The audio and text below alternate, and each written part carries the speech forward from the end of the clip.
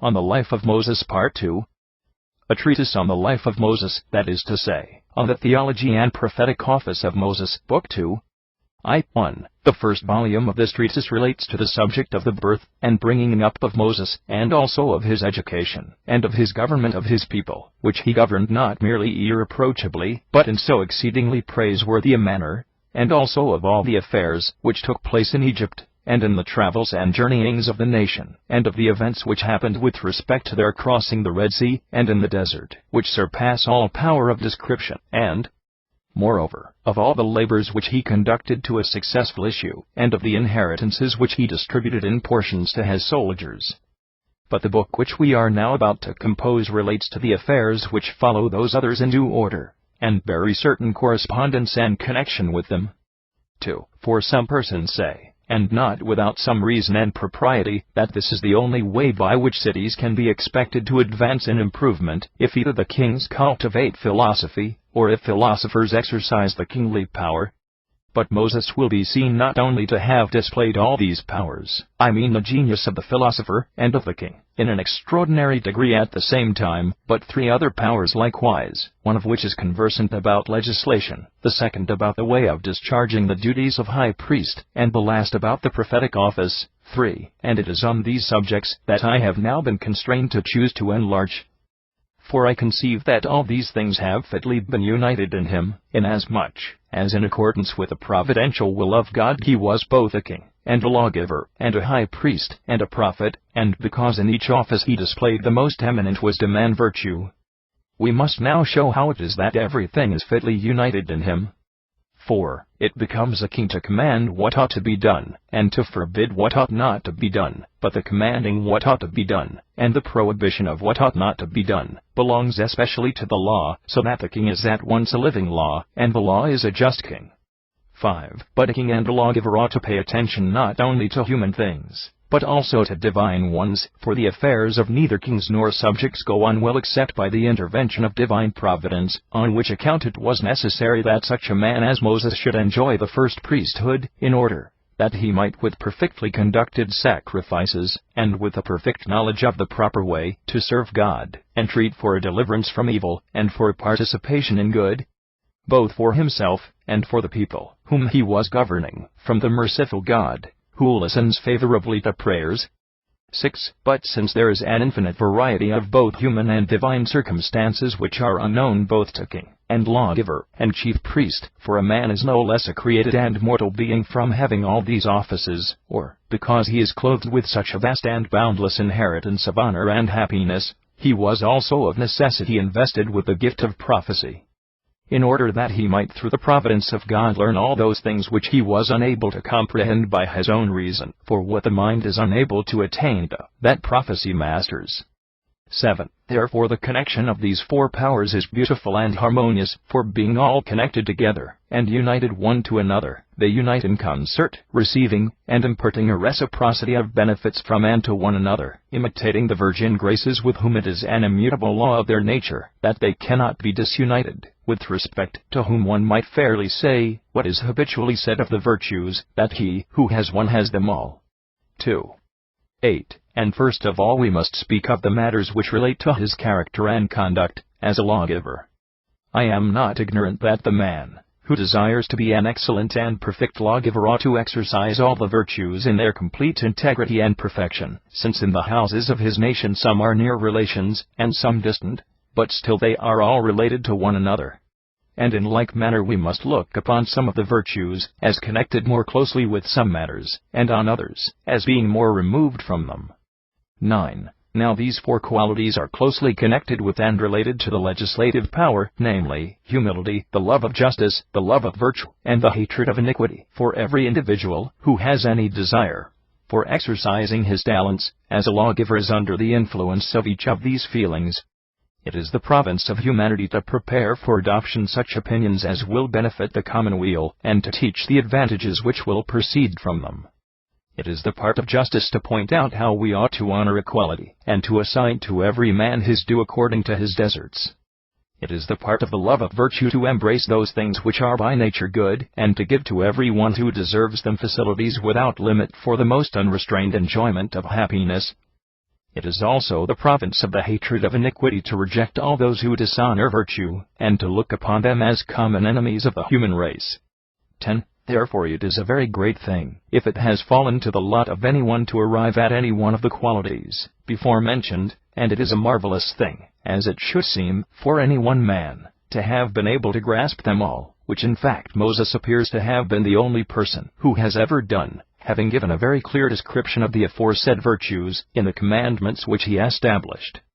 11. And those who are well versed in the sacred scriptures know this, for if he had not had these principles innate within him, he would never have compiled those scriptures at the promptings of God. And he gave to those who were worthy to use them the most admirable of all possessions, namely, faithful copies and imitations of the original examples which were consecrated and enshrined in the soul, which became the laws which he revealed and established, displaying in the clearest manner the virtues which I have enumerated and described above. 3. 12. But that he himself is the most admirable of all the lawgivers who have ever lived in any country, either among the Greeks or among the barbarians, and that his are the most admirable of all laws, and truly divine, omitting no one particular which they ought to comprehend. There is the clearest proof possible in this fact, the laws of other lawgivers. 13. If anyone examines them by his reason, he will find to be put in motion, in an innumerable multitude of pretexts, either because of wars, or of tyrannies, or of some other unexpected events which come upon nations through the various alterations and innovations of fortune, and very often luxury, abounding in all kind of superfluity, and unbounded extravagance, has overturned laws, from the multitude not being able to bear unlimited prosperity, but having a tendency to become insolent through satiety, and insolence is in opposition to law. 14. But the enactments of this lawgiver are firm, not shaken by commotions, not liable to alteration, but stamped, as it were, with the seal of nature herself, and they remain firm and lasting from the day on which they were first promulgated to the present one, and there may well be a hope that they will remain to all future time, as being immortal, as long as the sun, and the moon, and the whole heaven, and the whole world shall endure. 15. At all events, though the nation of the Hebrews experienced so many changes both in the direction of prosperity and of the opposite destiny, no one, no, not even the very smallest and most unimportant of all his commandments was changed, since every one, as it seems, honored their venerable and godlike character. 16. And what neither famine, nor pestilence, nor war, nor sovereign, nor tyrant, nor the rise of any passions, or evil feelings against either soul or body, nor any other evil, whether inflicted by God or deriving its rise from men, ever dissolved, can surely never be looked upon by us in any other light, and as objects of all admiration, and beyond all powers of description in respect of their excellence. 4.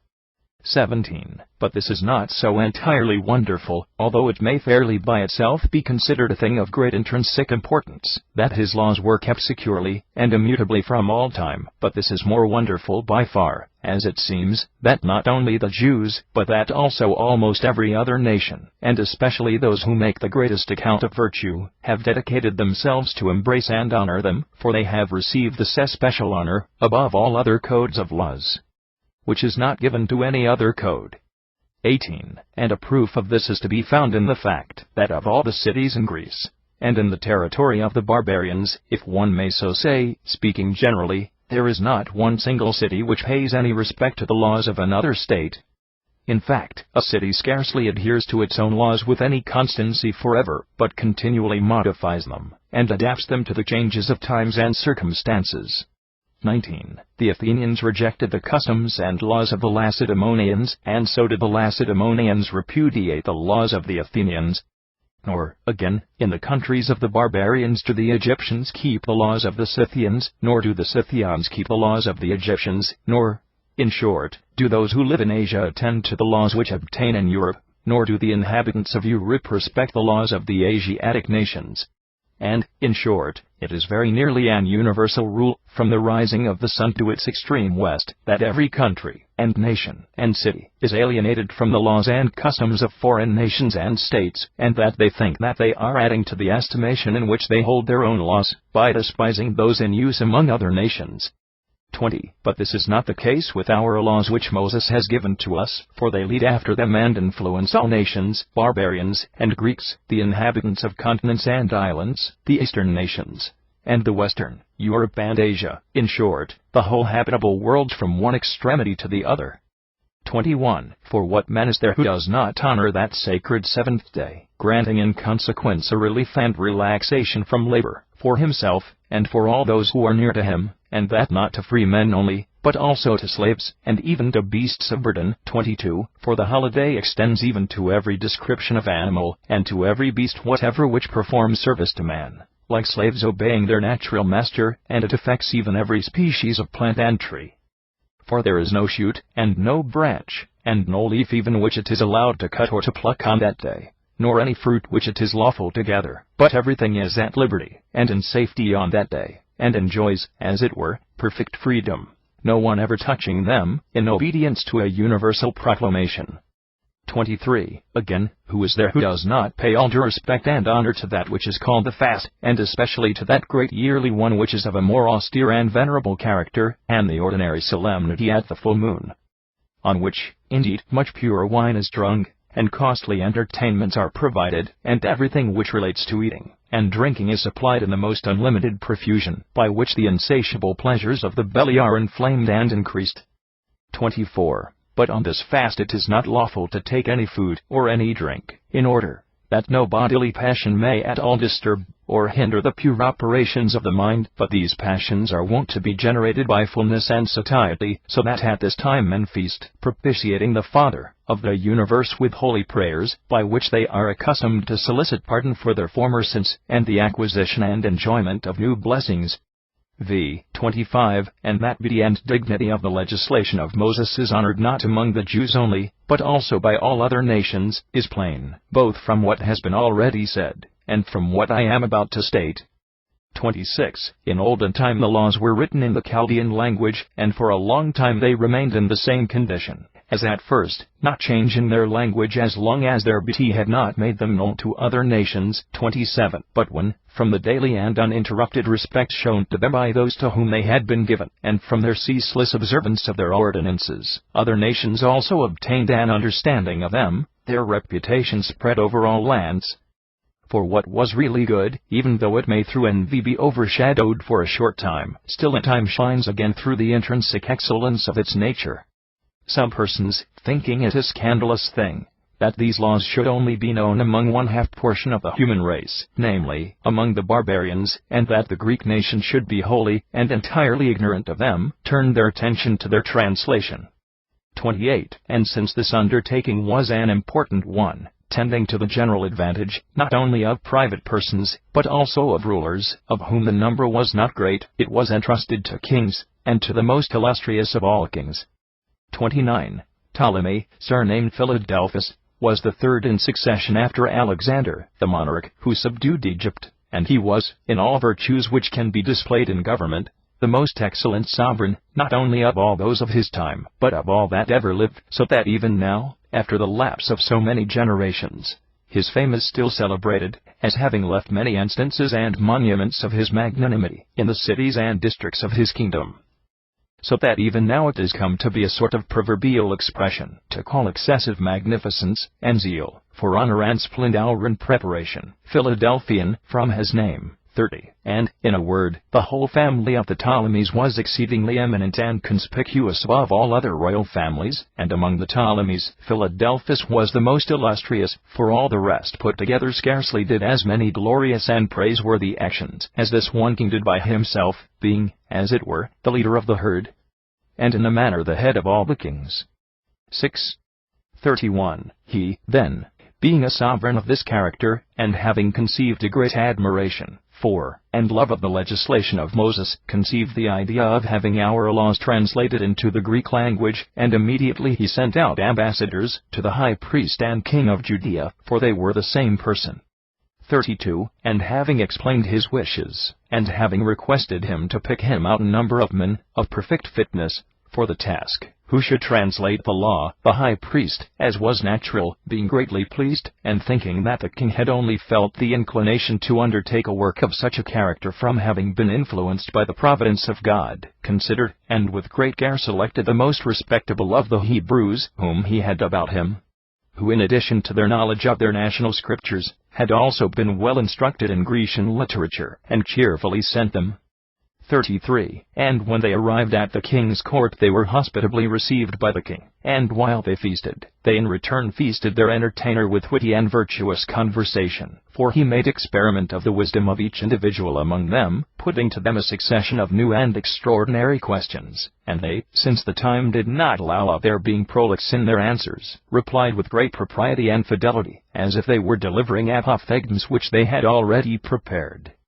34. So when they had won his approval, they immediately began to fulfill the objects for which that honorable embassy had been sent, and considering among themselves how important the affair was, to translate laws which had been divinely given by direct inspiration, since they were not able either to take away anything, or to add anything, or to alter anything, but were bound to preserve the original form and character of the whole composition. They looked out for the most completely purified place of all the spots on the outside of the city. For the places within the walls, as being filled with all kinds of animals, were held in suspicion by them by reason of the diseases and deaths of some, and the accursed actions of those who were in health. 35. The island of Pharos lies in front of Alexandria, the neck of which runs out, like a sort of dun towards the city, being surrounded with water of no great depth, but chiefly with shoals and shallow water, so that the great noise and roaring from the beating of the waves is kept at a considerable distance, and so mitigated. 36. They judged this place to be the most suitable of all the spots in the neighborhood for them to enjoy quiet and tranquility in, so that they might associate with the laws alone in their minds, and there they remained, and having taken the sacred scriptures, they lifted up them and their hands also to heaven, entreating of God, that they might not fail in their object. And he assented to their prayers, that the greater part, or indeed the universal race of mankind might be benefited by using these philosophical and entirely beautiful commandments for the correction of their lives. 7. 37. Therefore, being settled in a secret place, and nothing even being present with them except the elements of nature, the earth, the water, the air, and the heaven, concerning the creation of which they were going in the first place, to explain the secret account, for the account of the creation of the world is the beginning of the law, they, like men inspired, prophesied, not one saying one thing, and another, but every one of them employed the self-same nouns and verbs, as if some unseen prompter had suggested all their language to them. 38. And yet who is there who does not know that every language, and the Greek language, above all others, is rich in a variety of words, and that it is possible to vary a sentence, and to paraphrase the same idea, so as to set it forth in a great variety of manners, adapting many different forms of expression to it at different times.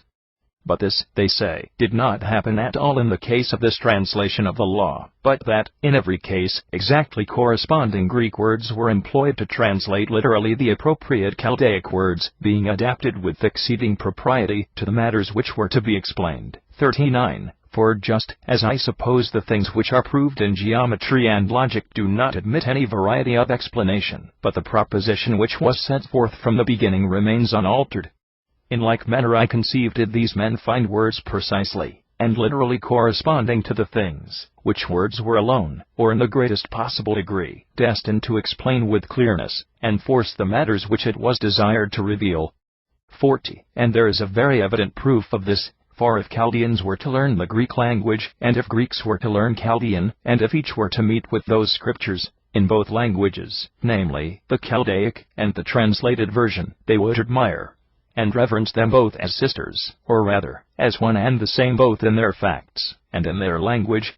Considering these translators not mere interpreters but hierophants and prophets to whom it had been granted at their honest and guileless minds, to go along with the most pure spirit of Moses.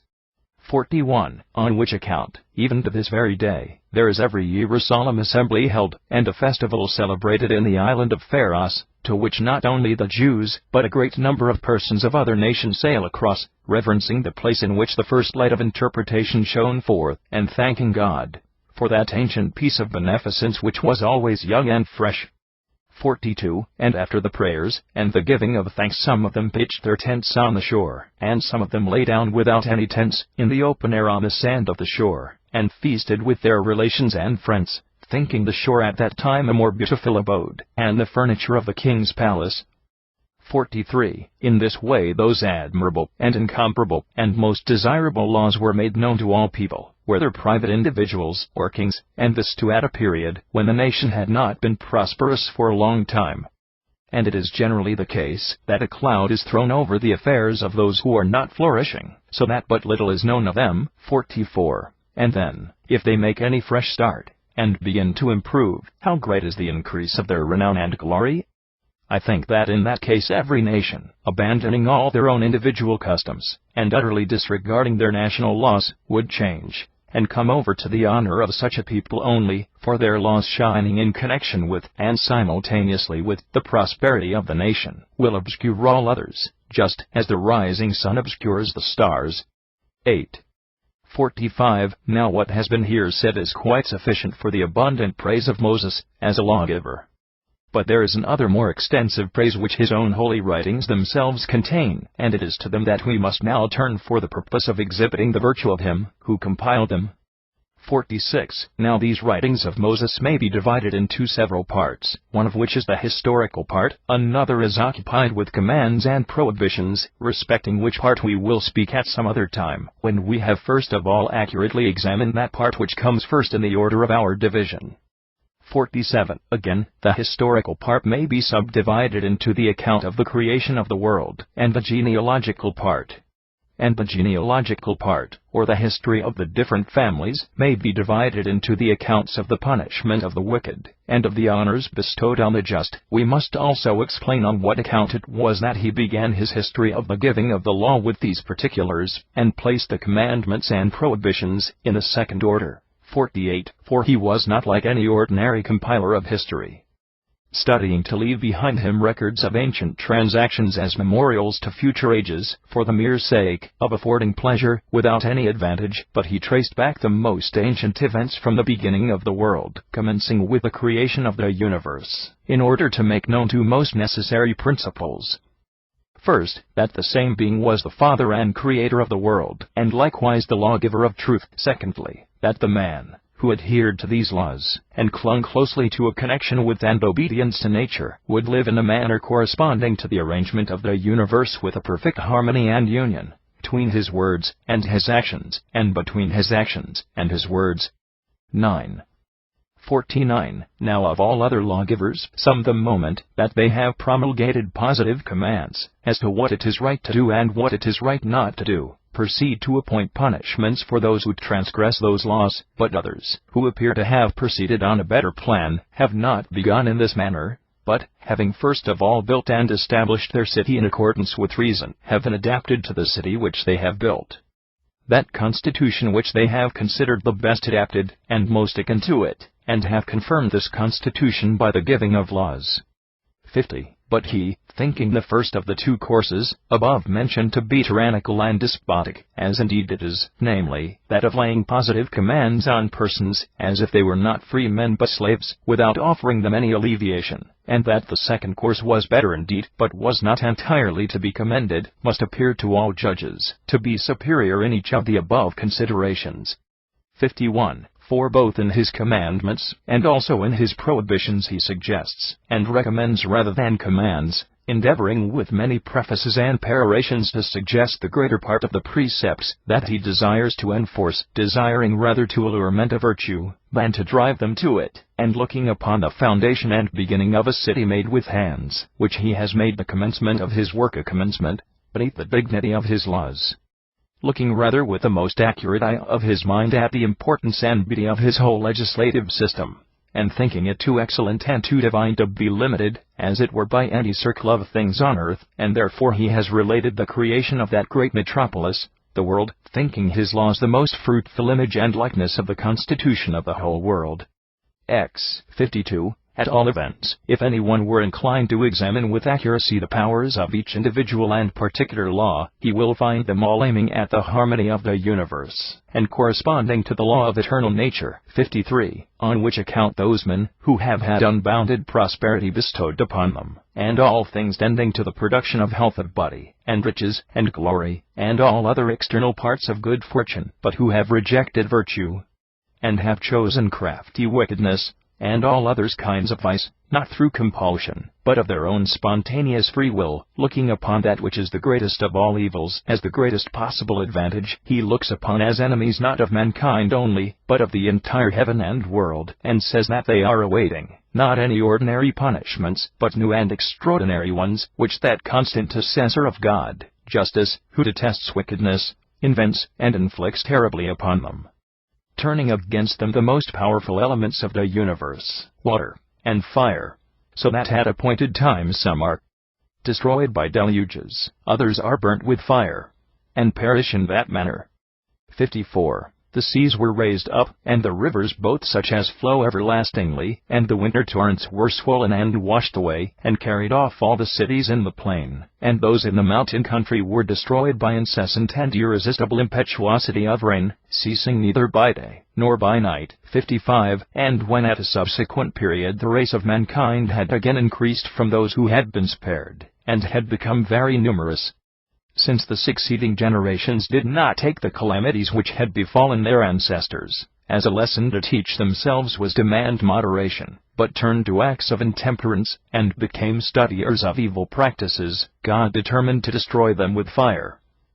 56. Therefore on this occasion, as the Holy Scriptures tell us, thunderbolts fell from heaven, and burned up those wicked men, and their cities, and even to this day there are seen in Syria monuments of the unprecedented destruction that fell upon them, in the ruins, and ashes, and sulfur, and smoke, and dusky flame which still is sent up from the ground, as of a fire smoldering beneath. 57. And in this way it came to pass that those wicked men were punished with the aforesaid chastisements, while those who were eminent for virtue and piety were well off, receiving rewards worthy of their virtue. 58. But when the whole of that district was thus burnt, inhabitants and all, by the impetuous rush of the heavenly fire, one single man, in the country, a sojourner, was preserved by the providence of God, because he had never shared in the transgressions of the natives. Those sojourners in general were in the habit of adopting the customs of the foreign nations, among which they might be settled, for the sake of their own safety, since, if they despised them, they might be in danger from the inhabitants of the land. And yet this man had not attained to any perfection of wisdom, so as to be thought worthy of such an honor by reason of the perfect excellence of his nature, but he was spared only because he did not join the multitude, who were inclined to luxury and effeminacy, and who pursued every kind of pleasure, and indulged every kind of appetite, gratifying them abundantly, and inflaming them, as one might inflame fire by heaping upon it plenty of rough fuel. 11. 59. But in the great deluge I may almost say that the whole of the human race was destroyed, while the history tells us that the house of Noah alone was preserved free from all evil, inasmuch as the father and governor of the house was a man who had never committed any intentional or voluntary wickedness. And it is worthwhile to relate the manner of his preservation, as the sacred Scriptures deliver it to us, both on account of the extraordinary character of it, and also that it may lead to an improvement in our own dispositions and lives. 60. For he, being considered a fit man, not only to be exempted from the common calamity which was to overwhelm the world, but also to be himself the beginning of a second generation of men, in obedience to the divine commands which were conveyed to him by the word of God, built a most enormous fabric of wood, 300 cubits in length, and 50 in width, and 30 in height, and having prepared a number of connected chambers within it, both on the ground floor and in the upper story, the whole building consisting of 3, and in some parts of 4 stories, and having prepared food, brought into it some of every description of animals, beasts, and also birds, both male and female, in order to preserve a means of propagating the different species, in the times that should come hereafter. 61. For he knew that the nature of God was merciful, and that even if the subordinate species were destroyed, still there would be a germ in the entire genus which should be saved from destruction, for the sake of preserving a similitude to those animals which had hitherto existed, and of preventing anything that had been deliberately called into existence from being utterly destroyed. 12.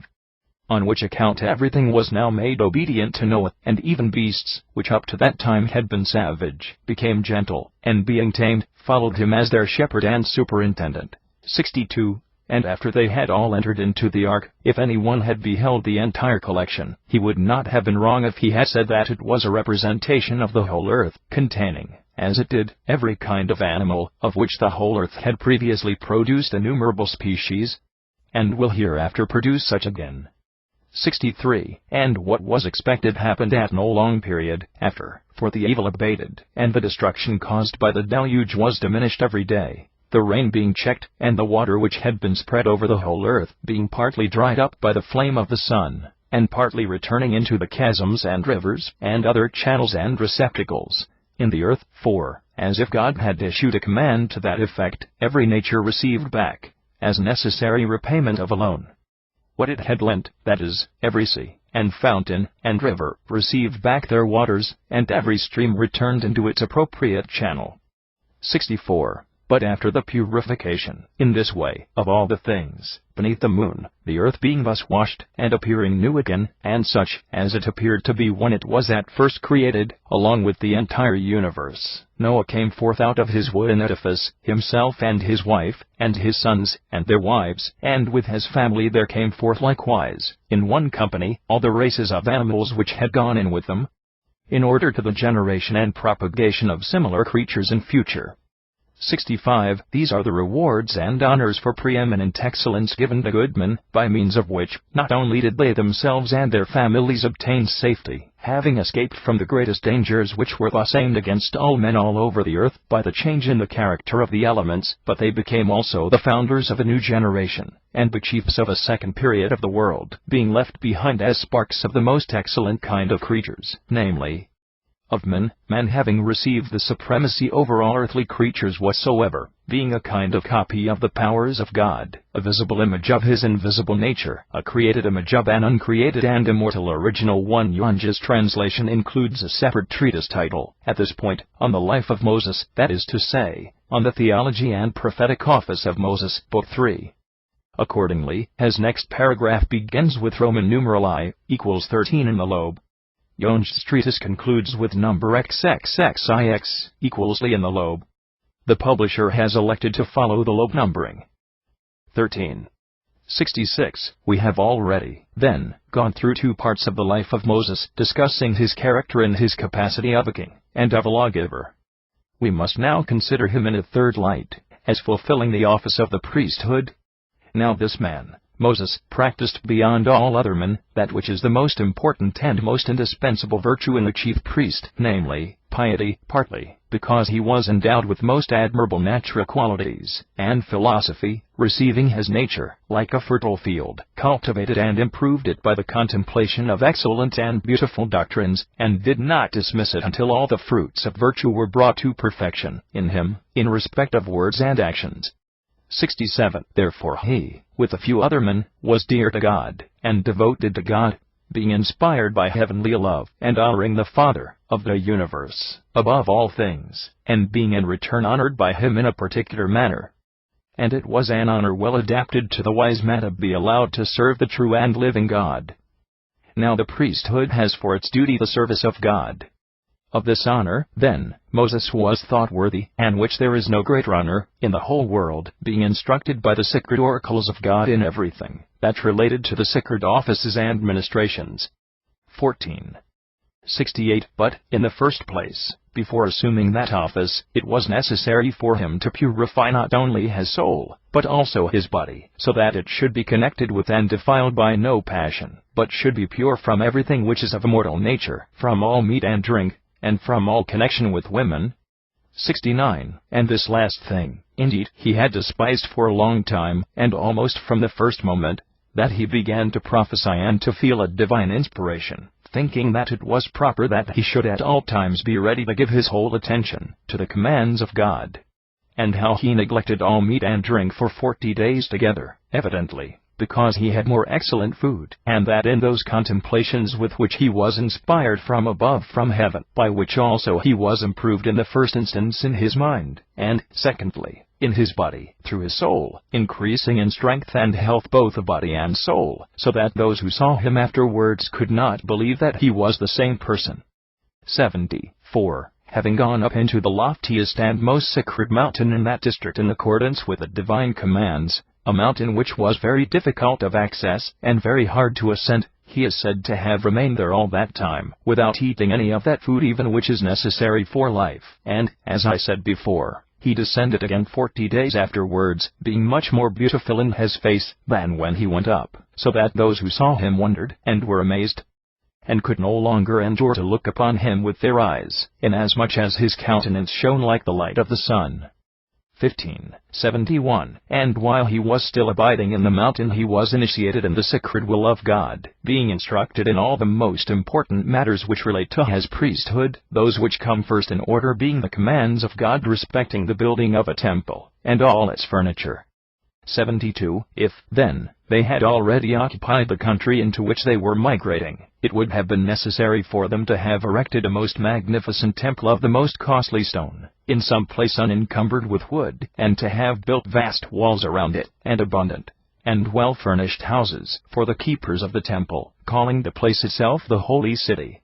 73. But, as they were still wandering in the wilderness, it was more suitable for people, who had as yet no settled habitation, to have a movable temple, that so, in all their journeyings, and military expeditions, and encampments, they might be able to offer up sacrifices, and might not feel the want of any of the things which related to their holy ministrations, and which those who dwell in cities require to have.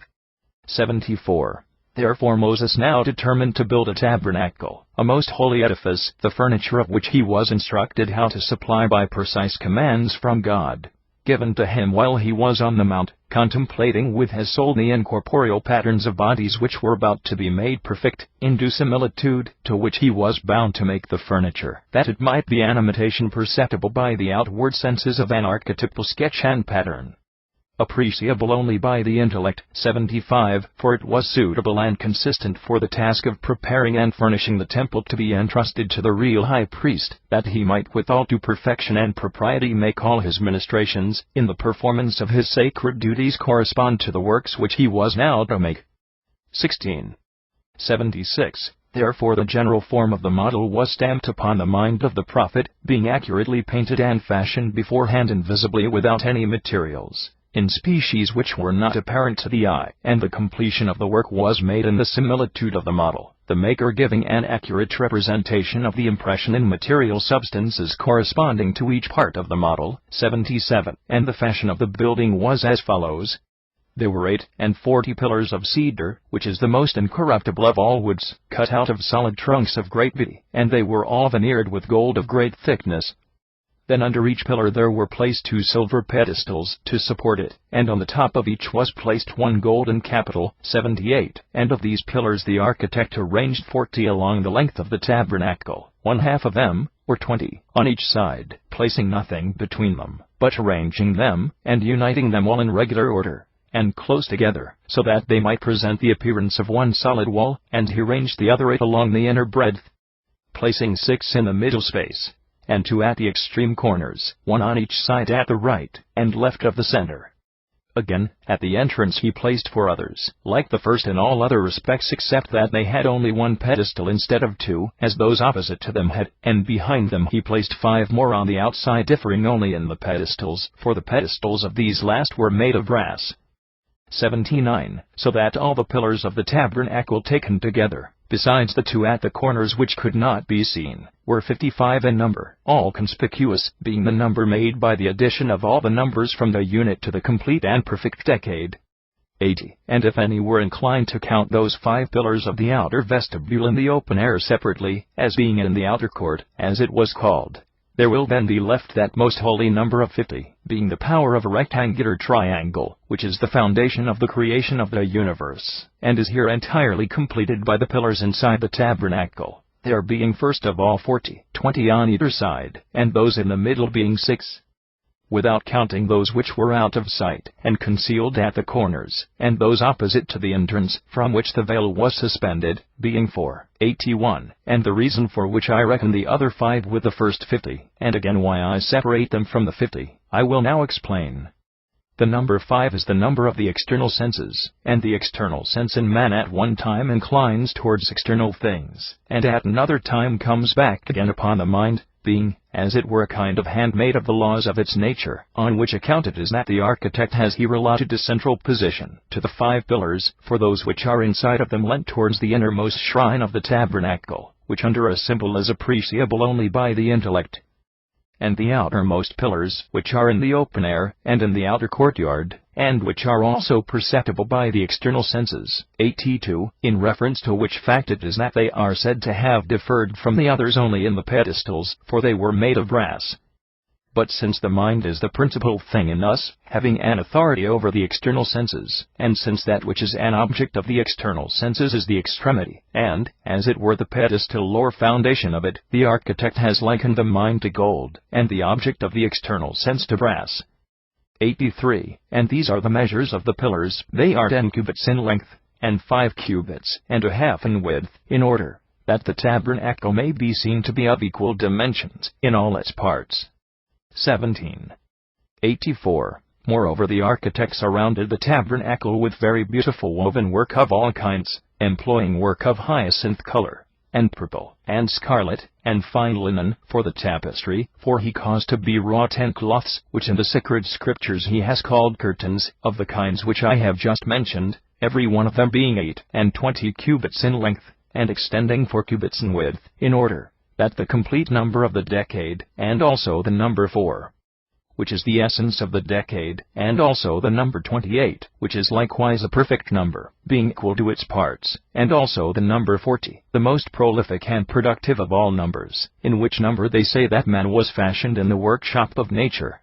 85. Therefore the 8 and 20 cubits of the curtains have this distribution. There are 10 along the roof, for that is the width of the tabernacle, and the rest are placed along the sides, on each side 9, which are extended so as to cover and conceal the pillars, 1 cubit from the floor being left uncovered, in order that the beautiful and holy-looking embroidery might not be dragged.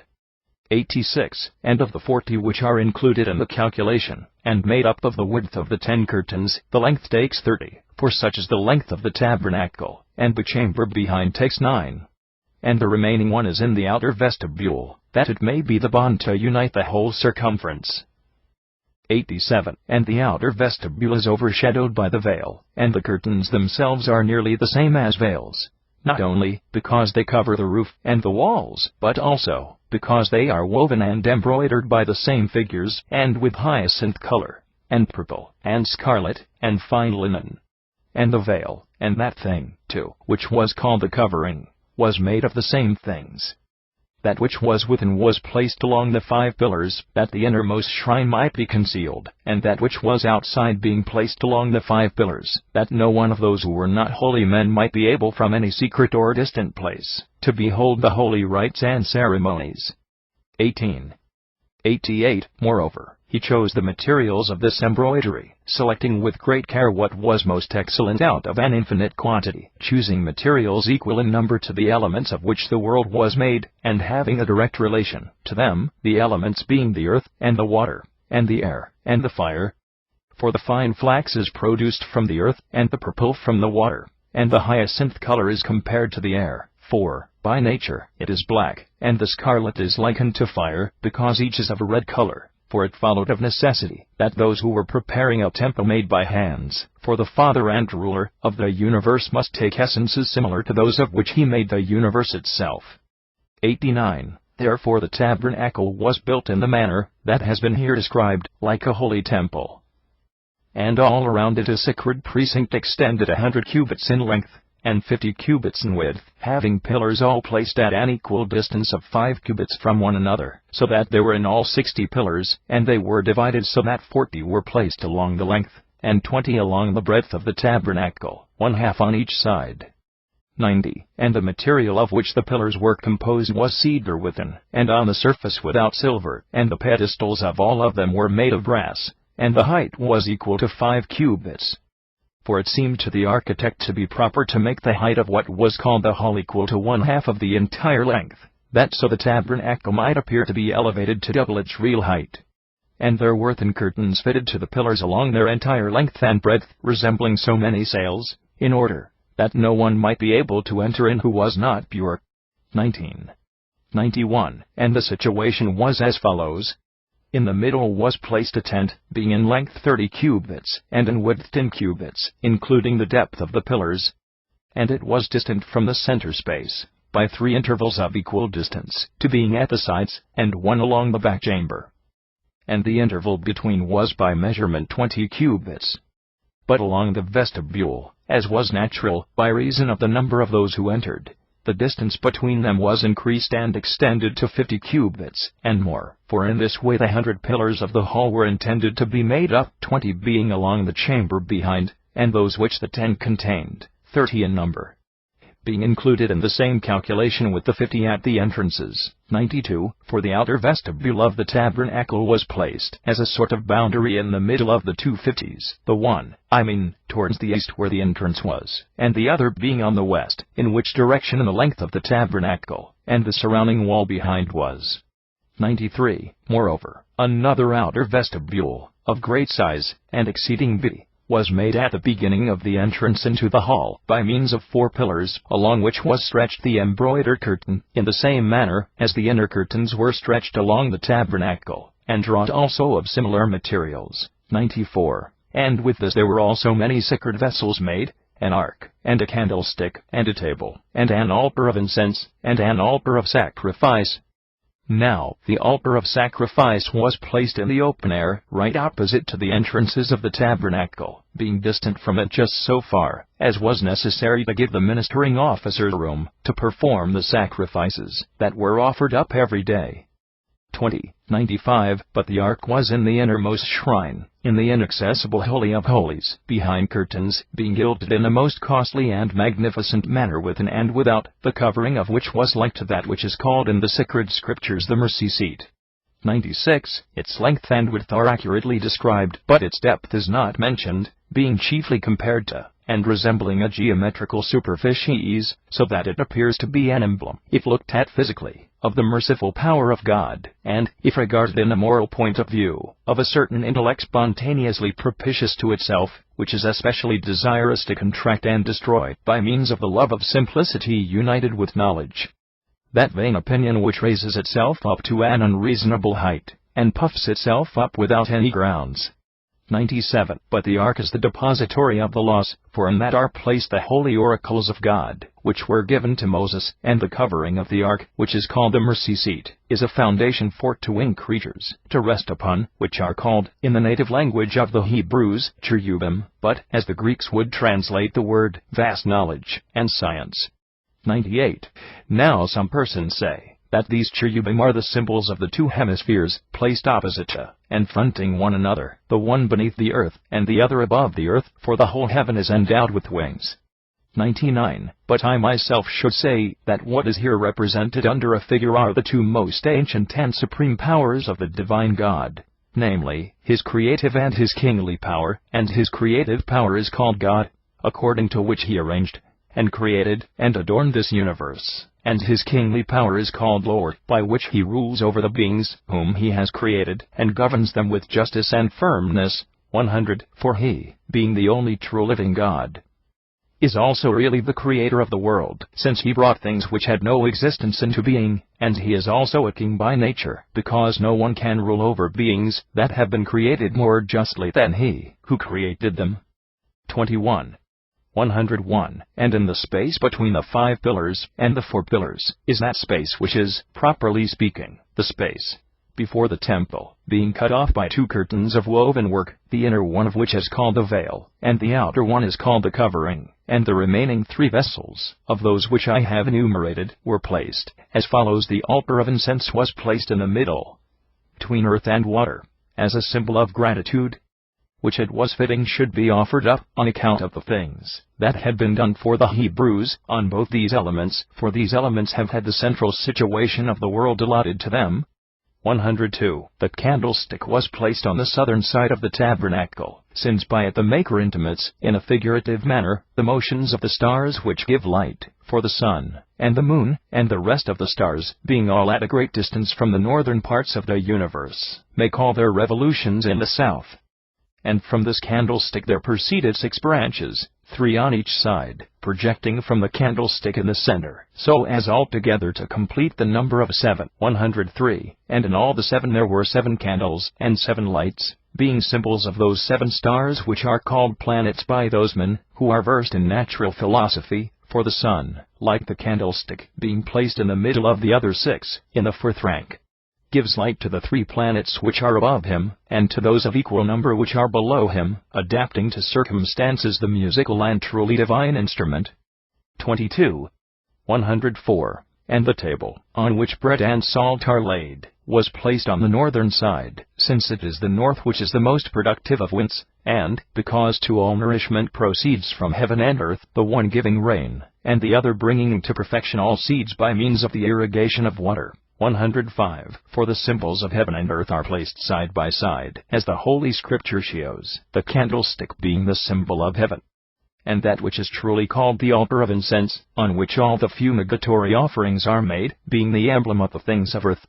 106. But it became usual to call the altar which was in the open air the altar of sacrifice, as being that which preserved and took care of the sacrifices, intimating, figuratively, the consuming power of these things, and not the lambs and different parts of the victims which were offered, and which were naturally calculated to be destroyed by fire, but the intention of him who offered them. 107. For if the man who made the offerings was foolish and ignorant, the sacrifices were no sacrifices, the victims were not sacred or hallowed, the prayers were ill-omened, and liable to be answered by utter destruction. For even when they appear to be received, they produce no remission of sins, but only a reminding of them. 108. But if the man who offers the sacrifice be bold and just, then the sacrifice remains firm, even if the flesh of the victim be consumed, or rather, I might say, even if no victim be offered up at all. For what can be a real and true sacrifice but the piety of a soul which loves God, the gratitude of which is blessed with immortality, and without being recorded in writing is engraved on a pillar in the mind of God, being made equally everlasting with the sun, and moon, and the universal world. 23. 109. After these things the architect of the tabernacle next prepared a sacred dress for him, who was to be appointed high priest, having in its embroidery a most exceedingly beautiful and admirable work, and the robe was twofold, one part of which was called the underrobe, and the other the robe over the shoulders.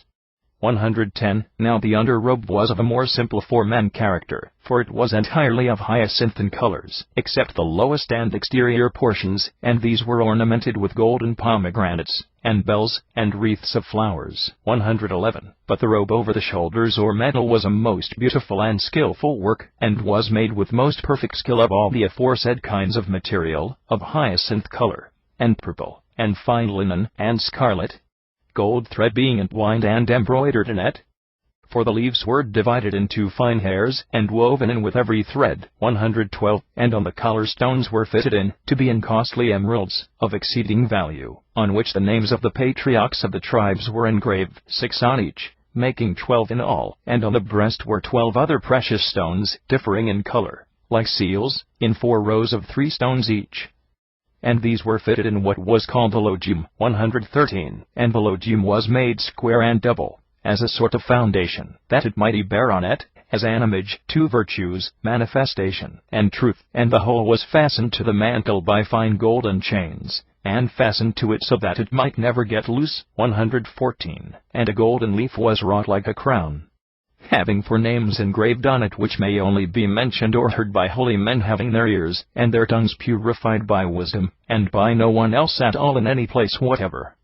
115. And this holy prophet Moses calls the name of 4 letters, making them perhaps symbols of the primary numbers, the unit, the number 2, the number 3, the number 4, since all things are comprised in the number 4, namely, a point, and a line, and a superficies, and a solid, and the measures of all things, and the most excellent symphonies of music, and the diatessaron in the sesquitertial proportion, and the chord in fifths, in the ratio of 1.5 to 1, and the diapason in the double ratio, and the double diapason in the 4-fold ratio. Moreover, the number 4 has an innumerable list of other virtues likewise, the greater part of which we have discussed with accuracy in our dissertation on numbers. 116. And in it there was a mitre, in order, that the leaf might not touch the head, and there was also a sideras made, for the kings of the eastern countries are accustomed to use a sideras instead of a diadem. 24. 117. Such, then, is the dress of the high priest. But we must not omit to mention the signification which it conceals beneath, both in its whole and in its parts. In its whole it is a copy and representation of the world, and the parts are a representation of the separate parts of the world. 118. And we must begin with the long robe reaching down to the feet of the wearer. This tunic is wholly of the color of a hyacinth, so as to be a representation of the air, for by nature the air is black, and in the measure it reaches down from the highest parts to the feet, being stretched from the parts about the moon, as far as the extremities of the earth, and being diffused everywhere. On which account also, the tunic reaches from the chest to the feet, and is spread over the whole body. 119. And unto it there is attached a fringe of pomegranates round the ankles, and flowers, and bells. Now the flowers are an emblem of the earth, for it is from the earth that all flowers spring and bloom, but the pomegranates, rois koa, are a symbol of water, since, indeed, they derive their name from the flowing risses of water, being very appropriately named, and the bells are the emblem of the concord and harmony that exist between these things, for neither is the earth without the water, nor the water without the earthly substance sufficient for the production of anything, but that can only be effected by the meeting and combination of both. 120. And the place itself is the most distinct possible evidence of what is here meant to be expressed, for, as the pomegranates, and the flowers, and the bells, are placed in the hem of the garment which reaches to the feet, so likewise the things of which they are the symbols, namely, the earth and water, have had the lowest position in the world assigned to them, and being in strict accord with the harmony of the universe, they display their own particular powers in definite periods of time, and suitable seasons. 121. Now of the three elements, out of which and in which all the different kinds of things which are perceptible by the outward senses and perishable are formed, namely, the air, the water, and the earth, the garment which reached down to the feet in conjunction with the ornaments which were attached to that part of it which was about the ankles have been plainly shown to be appropriate symbols. For, as the tunic is one, and as the aforesaid three elements are all of one species, since they all have all their revolutions and changes beneath the moon, and, as to the garment are attached the pomegranates, and the flowers, so also in certain manner the earth and the water may be said to be attached to and suspended from the air, for the air is their chariot. 122. And our argument will be able to bring forth 20 probable reasons that the mantle over the shoulders is an emblem of heaven. For in the first place, the two emeralds, on the shoulder blades, which are two round stones, are, in the opinion of some persons who have studied the subject, emblems of those stars which are the rulers of night and day, namely, the sun and moon, or rather, as one might argue with more correctness, and in nearer approach to truth, they are the emblems of the two hemispheres, for, like those two stones, the portion below the earth and that over the earth are both equal, and neither of them is by nature adapted to be either increased or diminished, like the moon. 123. And the color of the stars is an additional evidence in favor of my view, for to the glance of the eye the appearance of the heaven does resemble an emerald, and it follows necessarily that 6 names are engraved on each of the stones, because each of the hemispheres cuts the zodiac in 2 parts, and in this way comprehends within itself 6 animals. 124. Then the 12 stones on the breast, which are not like one another in color, and which are divided into 4 rows of 3 stones in each, what else can they be emblems of, except of the circle of the zodiac? For that also is divided into 4 parts, each consisting of 3 animals, by which divisions it makes up the seasons of the year, spring, summer, autumn, and winter, distinguishing the 4 changes, the 2 solstices, and the 2 equinoxes, each of which has its limit of 3 signs of the zodiac, by the revolutions of the sun, according to that unchangeable, and most lasting, and really divine ratio which exists in Numbers 125, on which account they attached it to that which is with great propriety called the logium. For all the changes of the year, and the seasons are arranged by well-defined, and stated, and firm reason, and, though this seems a most extraordinary and incredible thing, by their seasonable changes they display their undeviating, and everlasting permanence and durability. 126. And it is said with great correctness, and exceeding beauty also, that the 12 stones all differ in their color, and that no one of them resembles the other, For also in the zodiac each animal produces that color which is akin to, and belongs to itself, both in the air, and in the earth, and in the water. And it produces it likewise in all the affections which move them, and in all kinds of animals, and of plants. 25. 127. And this logum is described as double with great correctness, for reason is double, both in the universe, and also in the nature of mankind. In the universe there is that reason which is conversant about incorporeal species which are like patterns, as it were, from which that world which is perceptible only by the intellect was made, and also that which is concerned with the visible objects of sight, which are copies and imitations of those species, above mentioned, of which the world which is perceptible by the outward senses was made. Again, in man there is one reason which is kept back, and another which finds vent in utterance, and the one is, as it were, a spring, and the other, that which is uttered, flows from it, and the place of the one is the dominant part, that is, the mind, but the place of the one which finds vent in utterance is the tongue, and the mouth, and all the rest of the organs of the voice. 128. And the architect assigned the quadrangular form to the logum, intimating under an exceedingly beautiful figure, that both the reason of nature, and also that of man, ought to penetrate everywhere, and ought never to waver in any case, in reference to which it is that he has also assigned to it the two virtues that have been already enumerated, manifestation and truth. For the reason of nature is true, and calculated to make manifest, and to explain everything, and the reason of the wise man, imitating that other reason, ought naturally and appropriately to be completely sincere, honoring truth, and not obscuring anything through envy, the knowledge of which can benefit those to whom it would be explained. 129. Not but what he has also assigned thereto appropriate virtues to those two kinds of reason which exist in each of us, namely, that which is uttered, and that which is kept concealed, attributing clearness of manifestation to the uttered one, and truth to that which is concealed in the mind. For it is suitable to the mind, that it should admit of no error or falsehood, and to explanation, that it should not hinder anything that can conduce to the most accurate manifestation. 130. Therefore there is no advantage in reason which expends itself in dignified and pompous language about things which are good and desirable, unless it is followed by consistent practice of suitable actions, on which account the architect has affixed the logum to the robe which is worn over the shoulder, in order that it may never get loose, as he does not approve of the language being separated from the actions, for he puts forth the shoulder as the emblem of energy and action. 26.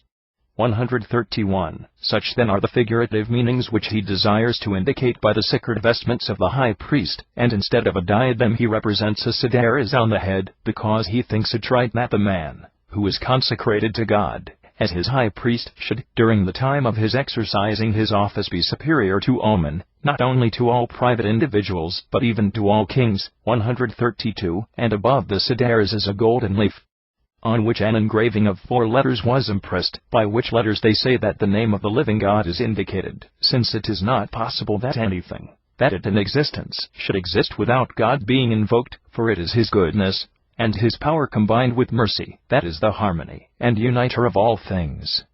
133. The high priest, then, being equipped in this way, is properly prepared for the performance of all sacred ceremonies, that, whenever he enters the temple to offer up the prayers and sacrifices in use among his nation, all the world may likewise enter in with him, by means of the imitations of it which he bears about him, the garment reaching to his feet, being the imitation of the air, the pomegranate of the water, the flowery hem of the earth, and the scarlet dye of his robe being the emblem of fire. Also, the mantle over his shoulders being a representation of heaven itself, the 2 hemispheres being further indicated by the round emeralds on the shoulder blades, on each of which were engraved 6 characters equivalent to 6 signs of the zodiac, the 12 stones arranged on the breast in 4 rows of 3 stones each, namely the logum, being also an emblem of that reason which holds together and regulates the universe. 134. For it was indispensable that the man, who was consecrated to the Father of the world, should have, as a paraclete, his Son, the being most perfect in all virtue, to procure forgiveness of sins, and a supply of unlimited blessings. 135. Perhaps, also, he is thus giving a previous warning to the servant of God, even if he is unable to make himself worthy of the Creator of the world, at least to labor incessantly to make himself worthy of the world itself, the image of which he is clothed in a manner that binds him from the time that he puts it on, to bear about the pattern of it in his mind, so that he shall be in a manner changed from the nature of a man into the nature of the world, and, if one may say so, and one may by all means, and at all times speak the plain truth in sincerity, become a little world himself. 27. 136. Again, outside the outer vestibule, at the entrance, is a brazen laver, the architect having not taken any mere raw material for the manufacture of it, as is very common, but having employed on its formation vessels which had been constructed with great care for other purposes, and which the women contributed with all imaginable zeal and eagerness, in rivalry of one another, competing with the men themselves in piety, having determined to enter upon a glorious contest, and to the utmost extent of their power, to exert themselves so as not to fall short of their holiness. 137. For, though no one enjoined them to do so, they, of their own spontaneous zeal and earnestness, contributed the mirrors with which they had been accustomed to deck and set off their beauty, as the most becoming first fruits of their modesty, and of the purity of their married life, and, as one may say, of the beauty of their souls. 138. The Maker then thought it well to accept these offerings, and to melt them down, and to make nothing except the laver of them, in order that the priests, who were about to enter the temple, might be supplied from it with water of purification, for the purpose of performing the sacred ministrations which were appointed for them, washing their feet most especially, and their hands, as a symbol of their irreproachable life, and of a course of conduct which makes itself pure in all kinds of praiseworthy actions, proceeding not along the rough road of wickedness which one may more properly call no road at all, but keeping straight along the level and direct path of virtue.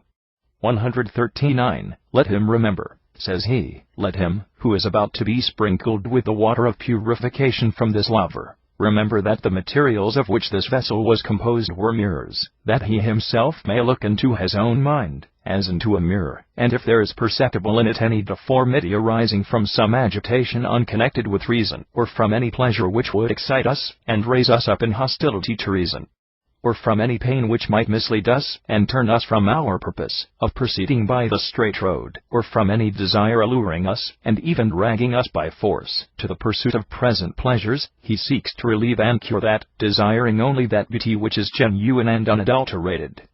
140. For the beauty of the body consists in symmetry of parts, and in a good complexion, and a healthy firmness of flesh, having also but a short period during which it is in its prime. But the beauty of the mind consists in a harmony of doctrines, and a perfect accord of virtues, which do not fade away, or become impaired by lapse of time, but as long as they endure at all are constantly acquiring fresh vigor and renewed youth, being set off by the preeminent complexion of truth, and the agreement of its words with its actions, and of its actions with its words, and also of its designs with both.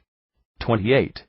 141. And when he had been taught the patterns of the sacred tabernacle, and had in turn himself taught those who were gifted with acute comprehension, and well qualified by nature for the comprehension and execution of those works, which it was indispensably necessary should be made, then, as was natural, when the temple had been built and finished, it was fitting also that most suitable persons should be appointed as priests, and should be instructed in what manner it was proper for them to offer up their sacrifices, and perform their sacred ministrations. 142. Accordingly, Moses selected his brother, choosing him out of all men, because of his superior virtue, to be high priest, and his sons he appointed priests, not giving precedence to his own family, but to the piety and holiness which he perceived to exist in those men. And what is the clearest proof of this is, that he did not think either of his sons worthy of this honor, and he had to, while he must inevitably have appointed both of them, if he had attached any importance to love for his family. 143. And he appointed them with the unanimous consent of the whole nation, as the sacred scriptures have recorded, which was a most novel mode of proceeding, and one especially worthy of being mentioned. And, in the first place, he washed them all over with the most pure and vivifying water of the fountain, and then he gave them their sacred vestments, giving to his brother the robe which reached down to his feet, and the mantle which covered the shoulders, as a sort of breastplate, being an embroidered robe, adorned with all kinds of figures, and a representation of the universe. And to all his nephews he gave linen tunics, and girdles, and trousers. 144. The girdles, in order that the wearers might be unimpeded and ready for all their sacred ministrations, were fastened up tight round the loose waists of the tunics and the breeches, that nothing which ought to be hidden might be visible, especially when they were going up to the altar, or coming down from the high place, and doing everything with earnestness and celerity. 145. For if their equipment had not been so accurately attended to for the sake of guarding against the uncertain future, and for the sake of providing for an energetic promptness in the sacred ministrations, the men would have appeared naked, not being able to preserve the becoming order necessary to holy men dedicated to the service of God. 29. 146. And when he had thus furnished them with proper vestments, he took very fragrant ointment, which had been made by the skill of the perfumer, and first of all he anointed the altar in the open air, and the laver, sprinkling it with the perfume 7 times. After that he anointed the tabernacle, and every one of the sacred vessels, the ark, and the candlestick, and the altar of incense, and the table, and the censers, and the vials, and all the other things which were either necessary or useful for the sacrifices. And last of all, bringing the high priest close to himself, he anointed his head with abundant quantities of oil. 147. When he had done all this, he then, in strict accordance with what was holy, commanded a heifer and 2 rams to be brought, the one that he might sacrifice it for the remission of sins, intimating by a figure that to sin is congenital with every created being, however good it may be, inasmuch as it is created, and that therefore it is indispensable that God should be propitiated in its behalf by means of prayers and sacrifices, that he may not be provoked to chastise it.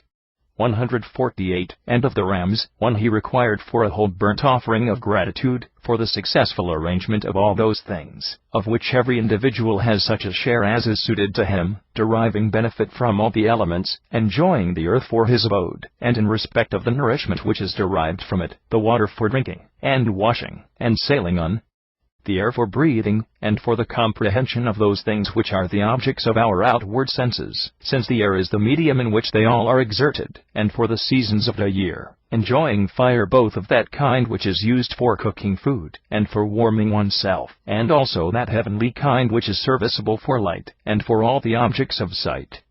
149. The other ram he employed for the complete accomplishment of the purification of the priests, which he appropriately called the ram of perfection, since the priests were intended to exercise their office, in teaching proper and convenient rites and ceremonies, to the servants and ministers of God. 150. And he took the blood, and with some of it he poured a libation all round the altar, and part he took, holding a vial under it to catch it, and with it he anointed 3 parts of the body of the initiated priests, the tip of the ear, the extremity of the hand, and the extremity of the foot, all on the right side, signifying by this action that the perfect man must be pure in every word and action, and in his whole life. For it is the hearing which judges of his words, and the hand is the symbol of action, and the foot of the way in which a man walks in life. 151. And since each of these members is an extremity of the body, and is likewise on the right side, we must imagine that it is here indicated by a figure that improvement in everything is to be arrived at by a certain dexterity, being a portion of supreme felicity, and being the true aim in life, which a man must necessarily labor to attain, and to which he ought to refer all his actions, aiming at them in his life, as in the practice of archery men aim at a target.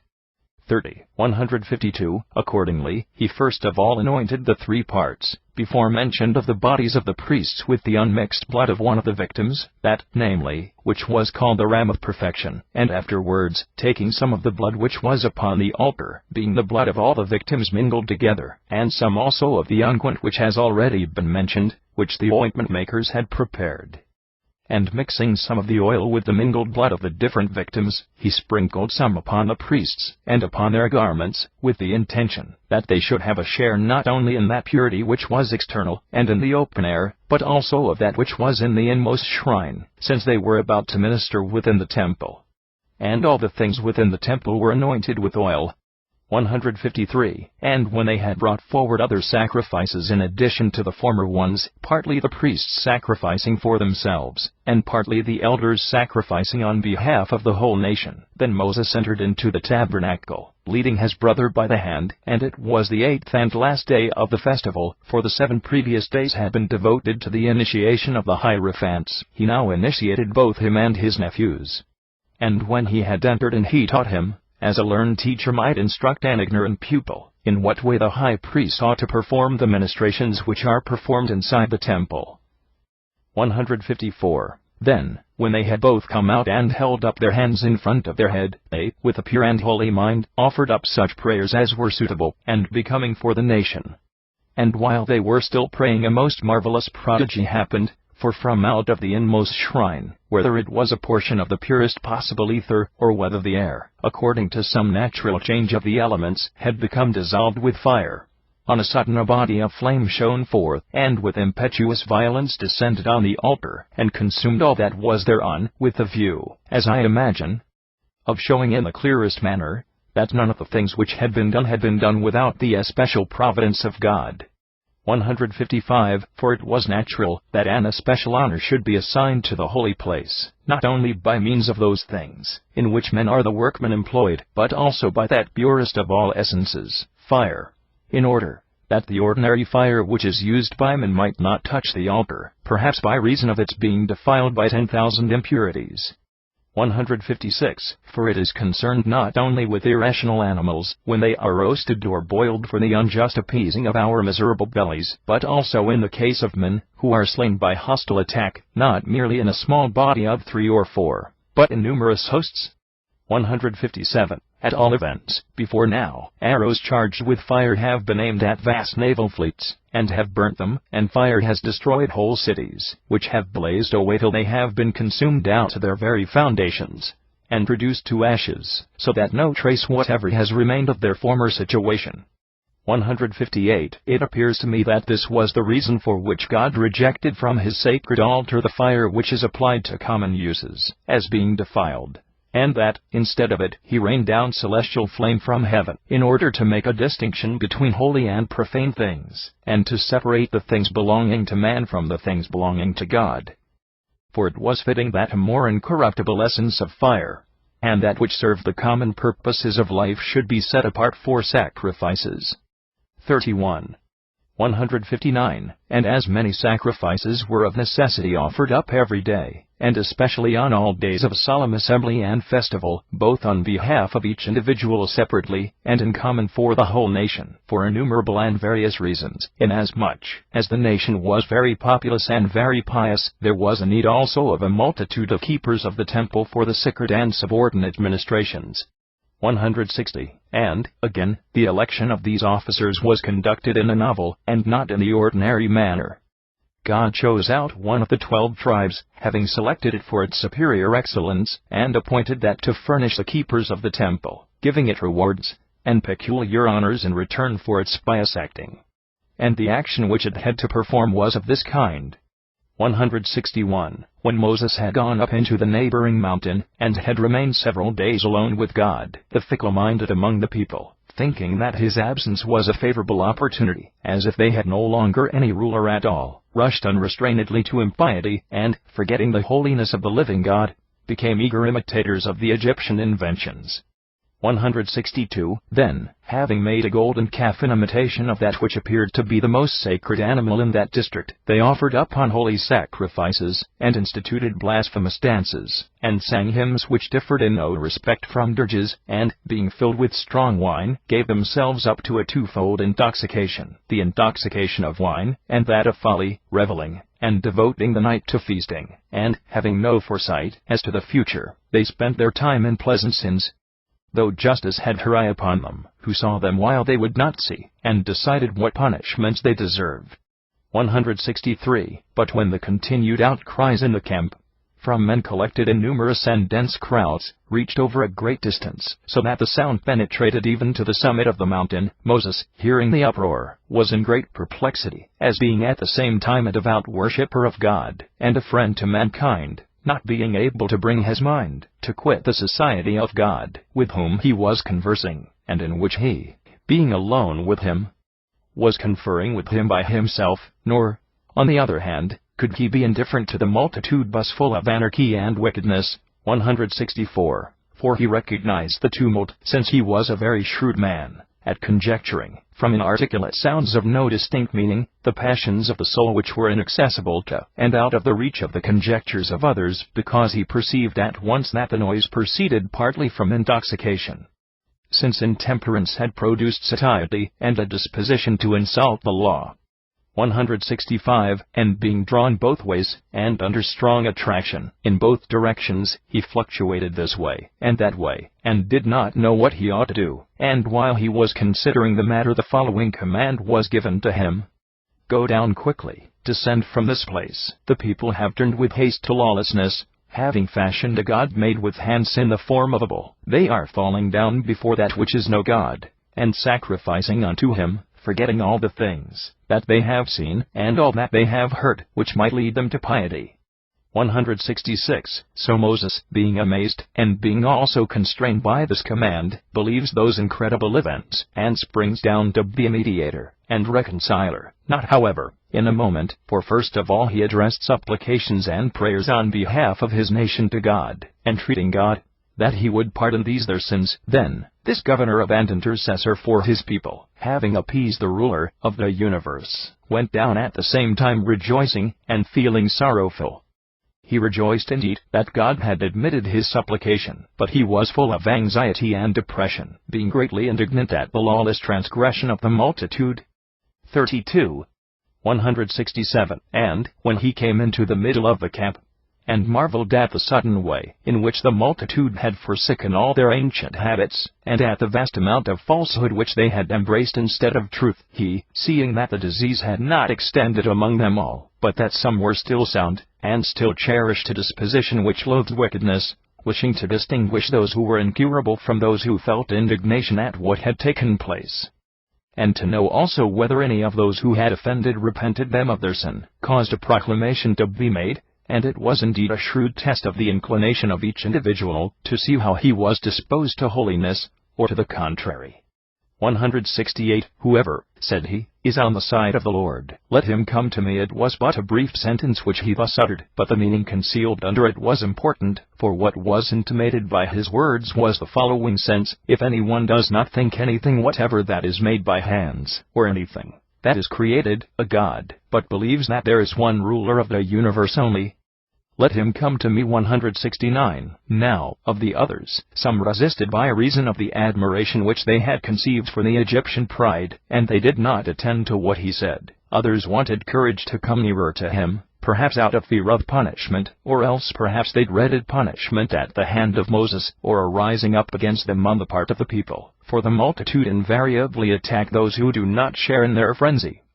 170. But that single tribe of the whole number which was called the tribe of Levi, when they heard the proclamation, as if by one preconcerted agreement, ran with great haste, displaying their earnestness by their promptness and rapidity, and proving the keenness of the desire of their soul for piety. 171. And, when Moses saw them rushing forward, as if starting from the goal in a race, he said, Surely it is not with your bodies alone that you are hastening to come unto me, but you shall soon bear witness with your minds to your eagerness. Let every one of you take a sword, and slay those men who have done things worthy of 10,000 deaths, who have forsaken the true God, and made for themselves false gods, of perishable and created substances, calling them by the name which belongs only to the uncreated and everlasting God.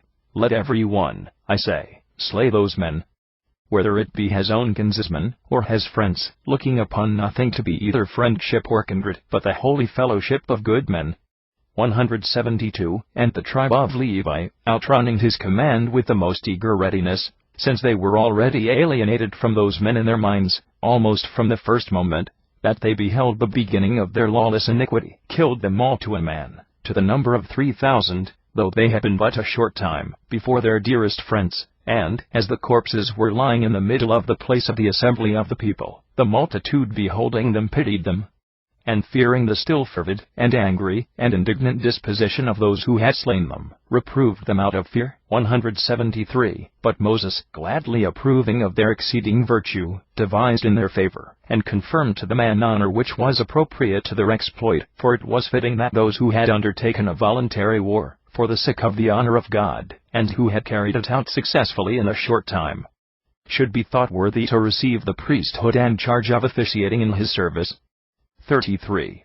174. But, since there is not one order only of consecrated priests, but since to some of them the charge is committed of attending to all the prayers, and sacrifices, and other most sacred ceremonies, being allowed to enter into the inmost and most holy shrine, while others are not permitted to do any of these things, but have the duty of taking care of and guarding the temple, and all that is therein, both day and night, whom some call keepers of the temple.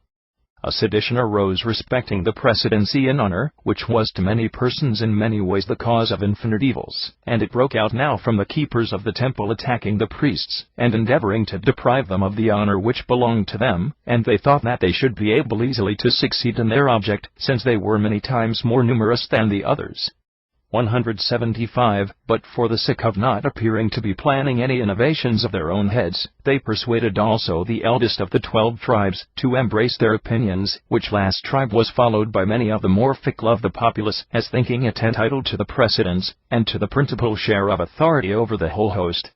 176. Moses now knew that a great plot was in agitation against him, for he had appointed his brother high priest in accordance with the will of God, which had been declared to him. And now false accusations were brought against him, as if he had falsified the oracles of God, and, as if he had done so, and made the appointment by reason of his family affection and good will towards his brother.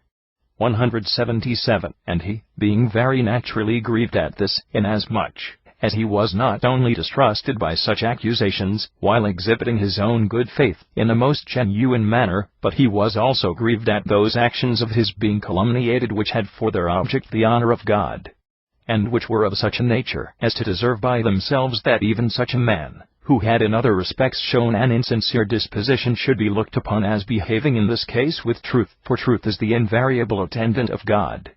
But he did not think fit to give any explanation by words respecting his appointment of his brother, knowing that it was difficult to endeavor to persuade those who were previously possessed by contrary opinions to change their minds, but he besought God to give the people a visible demonstration that he had in no respect behaved with dishonesty respecting the appointment to the priesthood.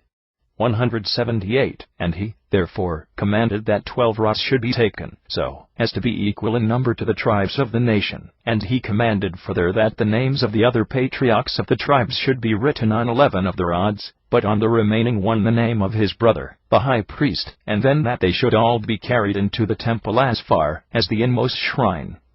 And the officer who did what he had been commanded waited in expectation to see the result. 179. And on the next day, in obedience to a command from God, he went into the temple, while all the people were standing around, and brought out the rods, the others differing in no respect from the state in which they were when they were put in, but the one on which the name of his brother was written had undergone a miraculous change, for like a fine plant it suddenly put forth shoots all over, and was weighed down with the abundance of its crop of fruit. 34. 180. And the fruit were almonds, which is a fruit of a different character from any other. For in most fruit, such as grapes, olives, and apples, the seed and the eatable part differ from one another, and being different are separated as to their position, for the eatable part is outside, and the seed is shut up within. But in the case of this fruit the seed and the eatable part are the same, both of them being comprised in one species, and their position is one and the same, being without strongly protected and fortified with a twofold fence, consisting partly of a very thick bark, and partly of what appears in no respect short of a wooden case. 181. By which perfect virtue is figuratively indicated. For as in the almond the beginning and the end are the same, the beginning as far as it is seed, and the end as far as it is fruit, so also is it the case with the virtues, for each one of them is at the same time both beginning and end, a beginning, because it proceeds not from any other power, but from itself, and an end, because the life in accordance with nature hastens towards it. 182. This is one reason, and another is also mentioned, more clear and emphatic than the former. For the part of the almond which looks like bark is bitter, but that which lies inside the bark, like a wooden case, is very hard and impenetrable, so that the fruit, being enclosed in these two coverings, is not very easily to be got at. 183. This is an emblem of the soul which is inclined to the practice of meditation, from which he thinks it is proper to turn it to virtue, by showing it that it is necessary first of all to encounter danger but labor is a bitter, and distasteful, and harsh thing, from which good is produced, for the sake of which one must not yield to effeminate indolence. 184. For he who seeks to avoid labor is also avoiding good. And he, again, who encounters what is disagreeable to be borne with fortitude and manly perseverance, is taking the best road to happiness, for it is not the nature of virtue to abide with those who are given up to delicacy and luxury, and who have become effeminate in their souls, and whose bodies are enervated by the incessant luxury which they practice every day, but it is subdued by such conduct, and determined to change its abode, having first of all arranged its departure so as to depart to and abide with the ruler of right reason. 185. But, if I must tell the truth, the most sacred company of prudence, and temperance, and courage, and justice seeks the society of those who practice virtue, and of those who admire a life of austerity and rigid duty, devoting themselves to fortitude and self-denial, with wise economy and abstinence, by means of which virtue is the most powerful of all the principles within us, namely, reason, improves and attains to a state of perfect health and vigor, overthrowing the violent attacks of the body, which the moderate use of wine, and epicurism, and licentiousness, and other insatiable appetites excite against it, engendering a fullness of flesh which is the direct enemy of shrewdness and wisdom.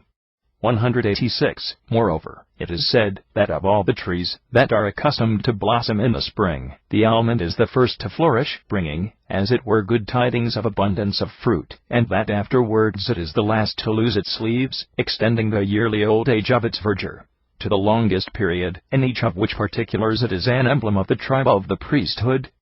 As Moses intimates under the figure of this tree, that this tribe shall be the first of the whole human race to flourish, and likewise the last, as long as it shall please God to liken our life to the revolutions of the spring, destroying covetousness, that most treacherous of passions, and the fountain of all unhappiness.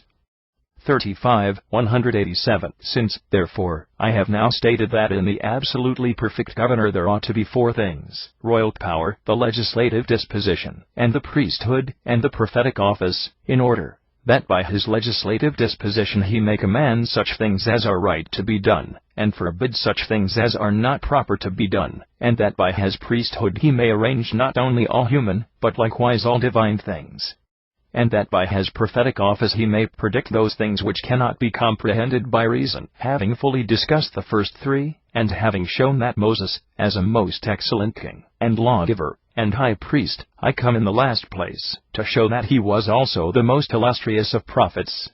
188. I am not unaware then that all the things which are written in the sacred books are oracles delivered by him, and I will set forth what more peculiarly concerns him, when I have first mentioned this one point, namely, that of the sacred oracles some are represented as delivered in the person of God, by his interpreter, the divine prophet, while others are put in the form of question and answer, and others are delivered by Moses, in his own character, as a divinely prompted lawgiver possessed by divine inspiration. 189. Therefore, all the earliest oracles are manifestations of the whole of the divine virtues, and especially of that merciful and bounteous character by means of which he trains all men to virtue, and especially the race which is devoted to his service, to which he lays open the road leading to happiness. 190. The second class have a sort of admixture and communication in them, the prophet asking information on the subjects as to which he is in difficulty, and God answering him, and instructing him. The third sort are attributed to the lawgiver, God having given him a share of his prescient power, by means of which he will be able to foretell the future. 191. Therefore, we must for the present pass by the first, for they are too great to be adequately praised by any man, as, indeed, they could scarcely be panegyrized worthily by the heaven itself, and the nature of the universe, and they are also uttered by the mouth, as it were, of an interpreter. But interpretation and prophecy differ from one another. And concerning the second kind I will at once endeavor to explain the truth, connecting with them the third species also, in which the inspired character of the speaker is shown, according to which it is that he is most especially and appropriately looked upon as a prophet. 36. 192. And we must here begin with the promise. There are 4 places where the oracles are given by way of question and answer, being contained in the exposition of the law, and having a mixed character. 4. First, the prophet feels inspiration, and asks questions, and then the Father prophesies to him, giving him a share of his discourse and replies. And the first case where this occurs is one which would have irritated, not only Moses, who was the most holy and pious man that ever lived, but even anyone who had only had a slight taste of piety. 193. A certain man, illegitimately born of two unequal parents, namely, an Egyptian father and a Jewish mother, and who disregarded the national and hereditary customs which he had learned from her, as it is reported, inclined to the Egyptian impiety, being seized with admiration for the ungodly practices of the men of that nation. 194. For the Egyptians, almost alone of all men, set up the earth as a rival of the heaven, considering the former as entitled to honors equal with those of the gods, and giving the latter no especial honor, just as if it were proper to pay respect to the extremities of a country rather than to the king's palace. For in the world the heaven is the most holy temple, and the further extremity is the earth, though this too is in itself worthy of being regarded with honor, but if it is brought into comparison with the air, is as far inferior to it as light is to darkness, or night to day, or corruption to immortality, or immortal to God. 195. 4. Since that country is not irrigated by rain, as all other lands are, but by the inundations of the river which is accustomed every year to overflow its banks, the Egyptians, in their impious reason, make a god of the Nile, as if it were a copy and a rival of heaven, and use pompous language about the virtue of their country. 37. 196. Accordingly, this man of mixed race, having had a quarrel with someone of the consecrated and well-instructed house of Israel, becoming carried away by his anger, and unable to restrain himself, and being also an admirer and follower of the impiety of the Egyptians, extended his impiety from earth to heaven, cursing it with his accursed, and polluted, and defiled soul, and with his wicked tongue, and with the whole power of all his vocal organs, in the superfluity of his ungodliness. Though it ought to be blessed and praised, not by all men, indeed, but only by those who are most virtuous and pious, as having received perfect purification. 197. Wherefore Moses, marveling at his insanity, and at the extravagance of his audacity, although he was filled with a noble impetuosity and indignation, and desired to slay the man with his own hand, nevertheless feared lest he should be inflicting on him too light a punishment, for he conceived that no man could possibly devise any punishment adequate to such enormous impiety. 198. And since it followed of necessity that a man who did not worship God could not honor his father either, or his mother, or his country, or his benefactors, this man, in addition not reverencing them, dared to speak ill of them. And then what extravagance of wickedness did he fall short of? And yet evil speaking, if compared with cursing, is the lighter evil of the two. But when intemperate language and an unbridled tongue are subservient to lawless folly, then inevitably and invariably some iniquitous conduct must follow. 199. O man! Does anyone curse God? What other god can he invoke to ratify and confirm his curse? Is it not plain that he must invoke God to give effect to his curses against himself? Away with such profane and impious ideas! It would be well to cleanse that miserable soul which has been insulted by the voice, and which has sued the ears for ministers, keeping the external senses blind. 200. And was not either the tongue of the man who uttered such impiety loosened, or the ears of him who was destined to hear such things closed up?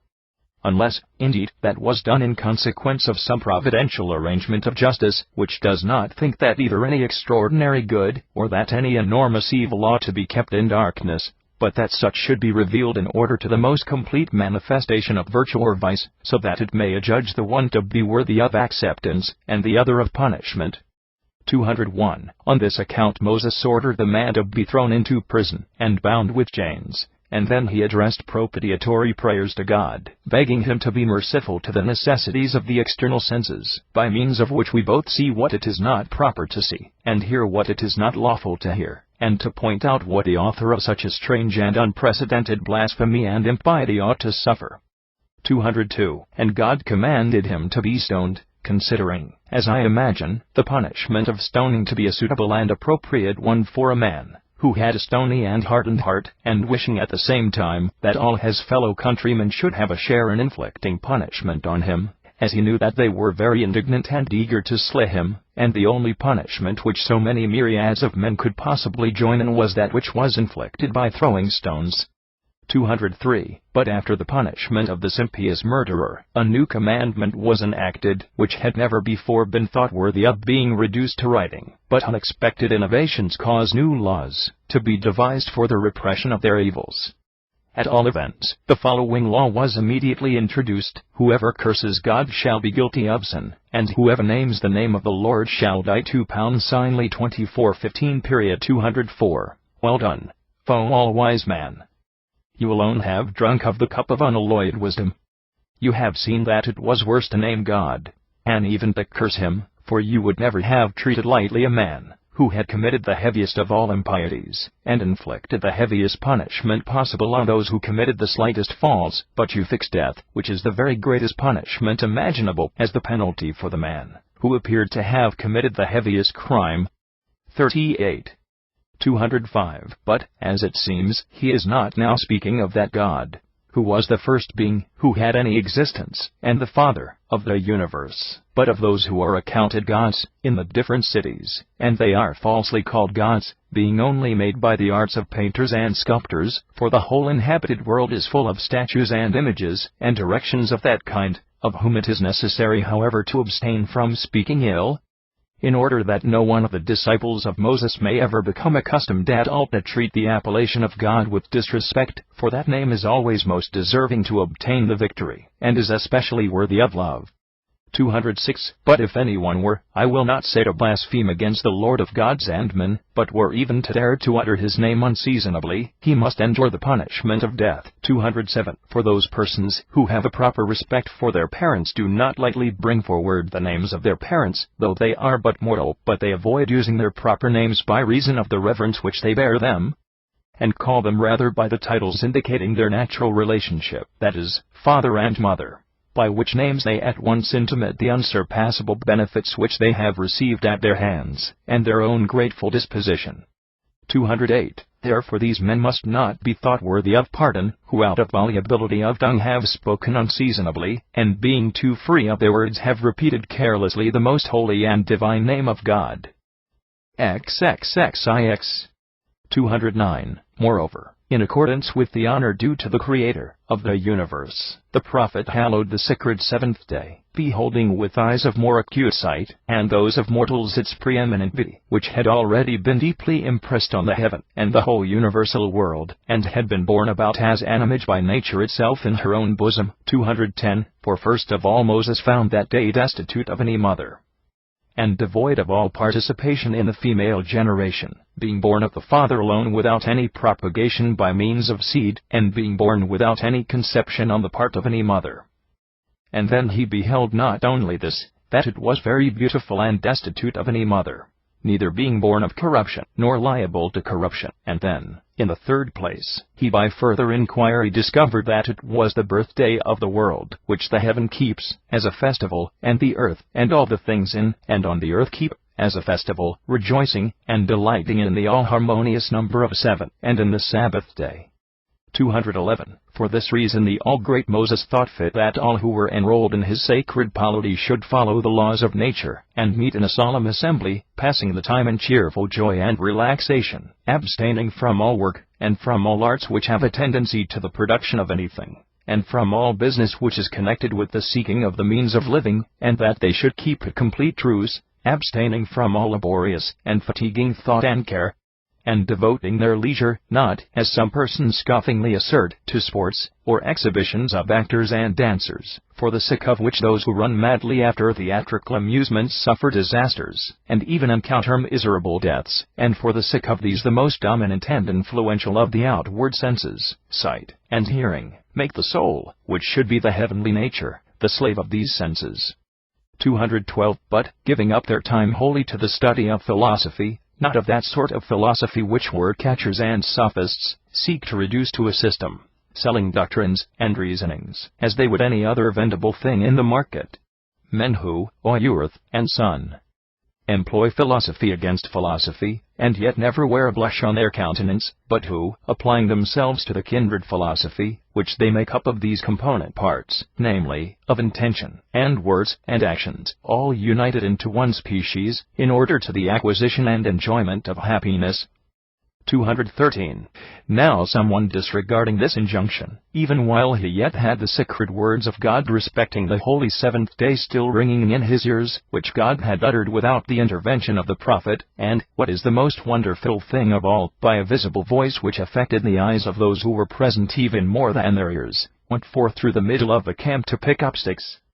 Well knowing that all the people in the camp were perfectly quiet, and doing nothing, and even while he was committing the iniquity was seen and detected, all disguise being impossible. 214. For some persons, having gone forth out of the gates to some quiet spot, that they might pray in some retired and peaceful place, seeing a most unholy spectacle, namely this man carrying a faggot of sticks, and being very indignant, were about to put him to death.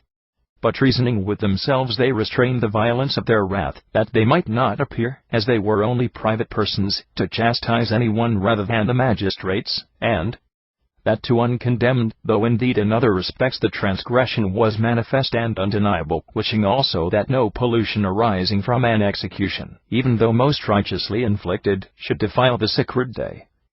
But they apprehended him, and led him away to the magistrate, with whom the priests were sitting as assessors, and the whole multitude collected together to hear the trial. 215. For it was invariably the custom, as it was desirable on other days also, but especially on the seventh day, as I have already explained, to discuss matters of philosophy, the ruler of the people beginning the explanation, and teaching the multitude what they ought to do and to say, and the populace listening so as to improve in virtue, and being made better both in their moral character and in their conduct through life. 216. In accordance with which custom, even to this day, the Jews hold philosophical discussions on the seventh day, disputing about their national philosophy, and devoting that day to the knowledge and consideration of the subjects of natural philosophy. For as for their houses of prayer, in the different cities, what are they but schools of wisdom, and courage, and temperance, and justice, and piety, and holiness, and every virtue, by which human and divine things are appreciated, and placed upon a proper footing. XL. 217. On this day, then, the man who had done this deed of impiety was led away to prison, and Moses being at a loss what ought to be done to the man, for he knew that he had committed a crime worthy of death, but did not know what was the most suitable manner for the punishment to be inflicted upon him, came with his invisible soul to the invisible judgment seat, and asked of that judge who heareth everything before it is related to him what his sentence was. 218. And that judge delivered his sentence, that the man ought to die, and in no other way than being stoned, since in his case, as in that of the criminal mentioned above, his mind had been changed to a dumb stone, and he had committed the most complete of offenses, in which nearly every other sin is comprised which can be committed against the laws enacted respecting the reverence due to the seventh day. 219. Why so? Because, not only mere handicraft trades, but also nearly all other acts and businesses, and especially all such as have reference to any providing of or seeking for the means of life, are either carried on by means of fire themselves, or, at all events, not without those instruments which are made by fire. On which account Moses, in many places, forbids anyone to handle a fire on the Sabbath day, inasmuch as that is the most primary and efficient source of things, and the most ancient and important work, and if that is reduced to a state of tranquility, he thought that it would be probable that all particular works would be at a standstill likewise. 220. And wood is the material of fire, so that a man who is picking up wood is committing a crime which is akin to, and nearly connected with that of burning fire, doubling his transgression, in fact, partly in that he was collecting what it was commanded should remain unmoved, and partly that what he was collecting was that which is the material of fire, the beginning of all arts. XLI.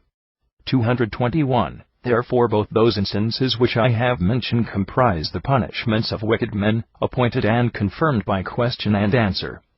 And there are two other instances, not of the same, but of a different character, the one of which has reference to the succession of an inheritance, the other, as far at least as it appears to me, to a sacrifice which was performed at an unseemly time. And we must first discuss the latter of the two.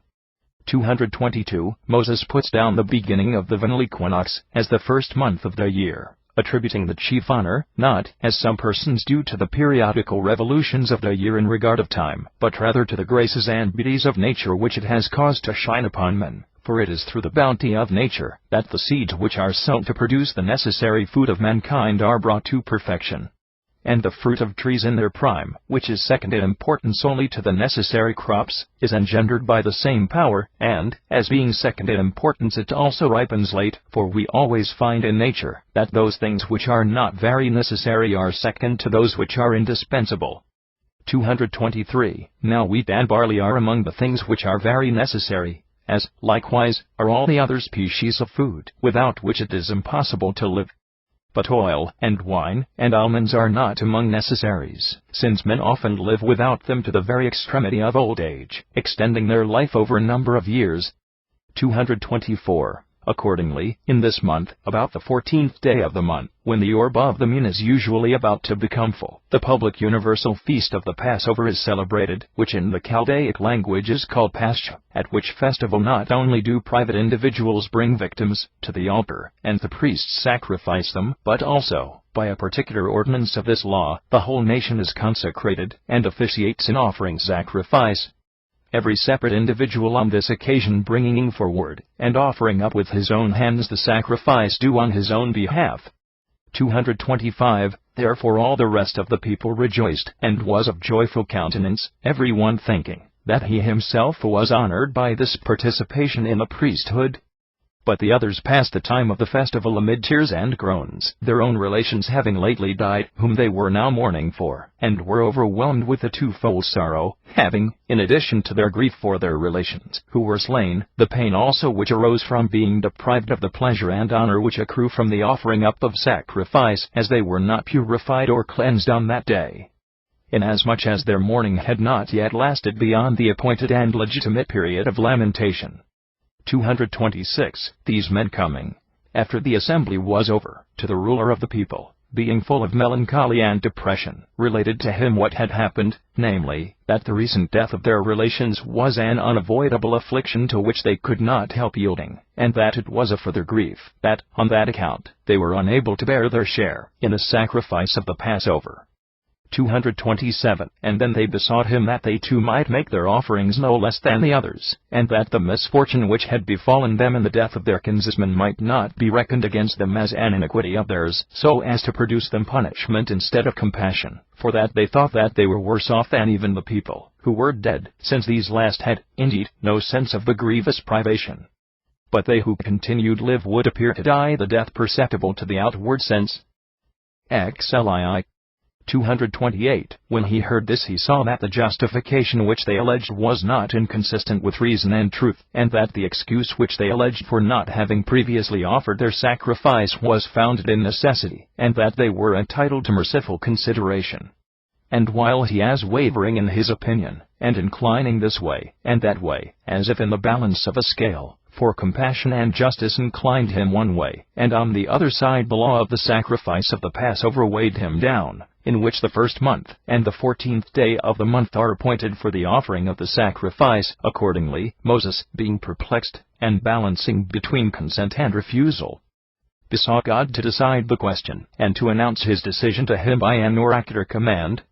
229. And God listened to his entreaty, and gave him an oracle bearing not only on the circumstances which had taken place, but on all such as should hereafter happen with reference to the same subject, if people should ever again find themselves in a similar case.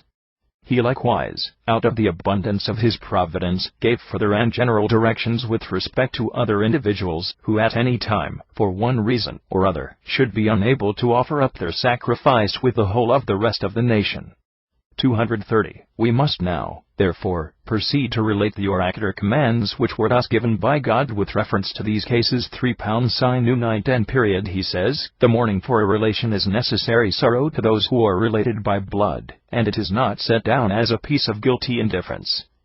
231. As long, therefore, as it lasts, until the time that is appointed by law for it to cease, let the man be repelled from the sacred precincts, which must be kept pure, not only from all intentional pollution, but likewise from all such as is involuntary. But when the legal time for mourning is expired, then let the mourners be no longer deprived of an equal share in the performance of the sacrifices, that those who are alive may not become an adjunct to those who are dead. And let them, as if they were in a second class, come again in the second month, on the 14th day of the month, and let them sacrifice in the same manner as the former sacrificers, and let them adopt the sacrifice in the same way as they did, in a similar manner, and under similar rules. 232. Also, let the same regulations be observed with respect to those who are hindered, not by mourning, but by a distant journey, from offering up their sacrifice in common with and at the same time with the whole nation. For those who are traveling in a foreign land, or dwelling in some other country, do no wrong, so as to deserve to be deprived of equal honor with the rest, especially since one country will not contain the entire nation by reason of its great numbers, but has sent out colonies in every direction. XLII. 233. Having now, then, given this account of those who were too late to sacrifice the festival of the Passover with the rest of the nation by reason of some unexpected circumstances, but who were desirous to fulfill the duty which had thus been omitted, even though late, still in the necessary manner, I now proceed to the last injunction relating to the succession to inheritances, that being, in like manner, of a mixed character, and consisting of question and answer. 234. There was a certain man, named Shalbat, a man of high character, and of a distinguished tribe. He had 4 daughters, but not a single son. And after the death of their father the daughters, being afraid that they should be deprived of their father's inheritance, because the allotments of such inheritances were given to the male heirs, came to the ruler of the people with the modesty befitting maidens, not because they were eager for riches, but because they desired to preserve the name and reputation of their father.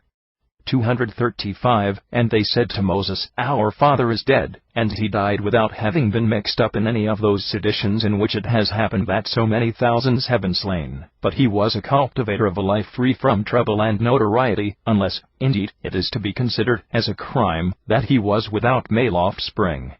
And we are now here orphans in appearance, but in real fact desiring to find a father in you. For a lawful ruler is as closely connected with his subjects as a father. 4 Sinu 27:4. 236. And Moses marveled at the wisdom of the maidens, and at their affection for their father. Nevertheless he hesitated, being biased in some degree by other thoughts in accordance with which it seemed proper for men to divide the inheritances among themselves, that so they might receive the due reward of their military services, and of the wars which they had gone through.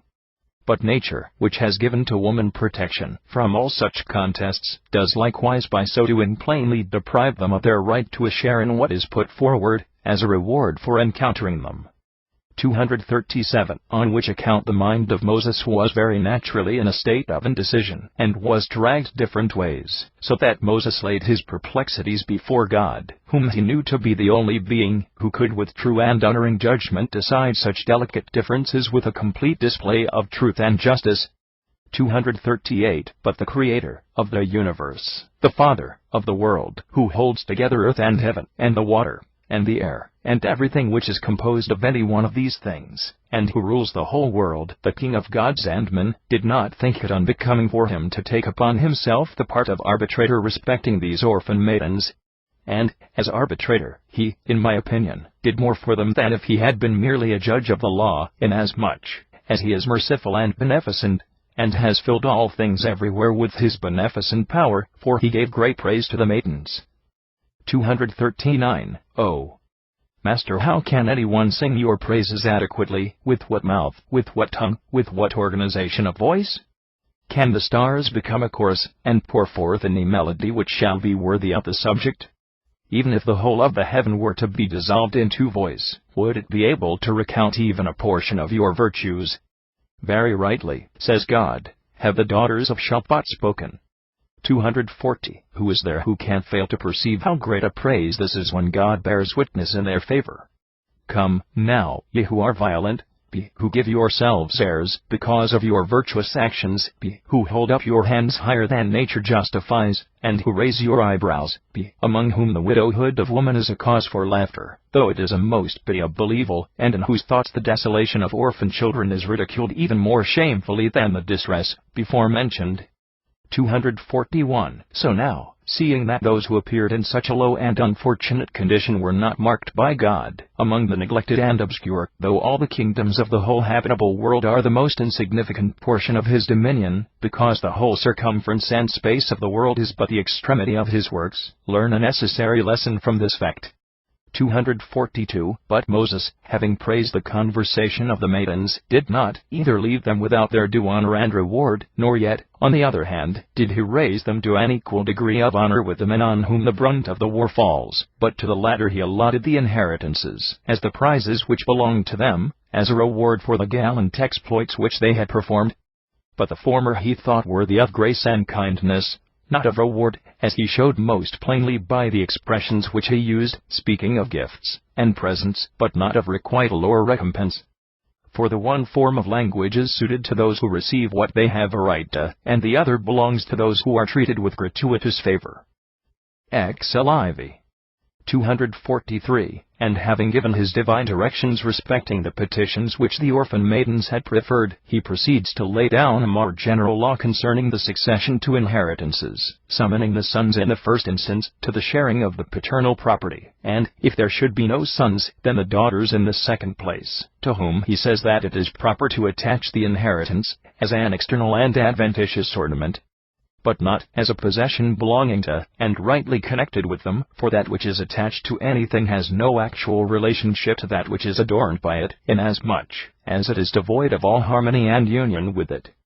244. And, after the daughters, then he invites the brothers to share it in the third place, and, in the fourth place, he assigns the property to the uncles on the father's side, showing under this figure, that the fathers might, if alive, be the heirs of their sons. For it is a very foolish idea to imagine that when he allots the inheritance of the nephew to his father's brother, out of regard to his relationship to his father, he has excluded the father himself from the succession. 245. But since the law permits the property of parents to be inherited by the children, but does not allow the parents themselves to inherit, he has abstained from any express mention of the subject as one to be deprecated, and of evil omen, in order that the father and mother might not seem to receive any gain from the inconsolable affliction of the loss of children dying prematurely. But he indirectly intimated their right to be invited to such an inheritance, when he conceded it to the uncles, in order that in this way he might attain the best objects of cultivating propriety, and of avoiding the improper alienation of the estate. And, after the uncles, the fifth class of inheritors was to be composed of the nearest relations, to the first of whom he invariably assigns the inheritance. XLV.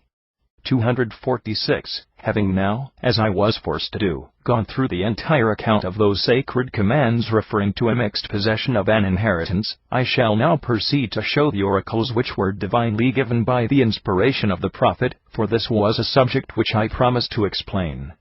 Now the beginning of his divine inspiration, which was also the commencement of prosperity to his nation, arose when he was sent out of Egypt, to dwell as a settler in the cities of Syria, with many thousands of his countrymen. 247. For both men and women, having accomplished together a long and desolate journey through the wilderness, destitute of any beaten road, at last arrived at the sea which is called the Red Sea.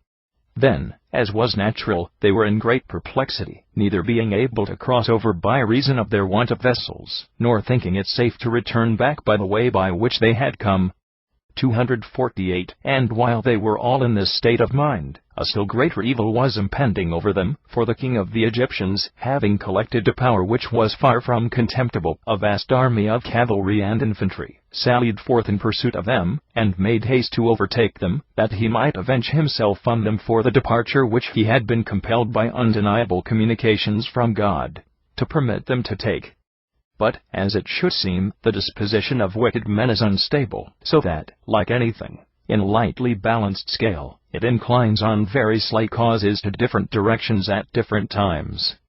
249. So now, the Hebrews being intercepted between their enemies and the sea, despaired of their safety, some looking on the most miserable death as a blessing to be prayed for, and others thinking it better to perish by the agency of the parts of nature than to become a laughing-stock to their enemies, were inclined to throw themselves into the sea. And now, being laden with heavy burdens, they sat down on the seashore, that when they saw the enemy near they might more readily leap into the sea. 250. For now, by reason of the necessity which environed them, and from which they saw no means of extricating themselves, they were in great agitation, being full of expectation of a miserable death. XLVI.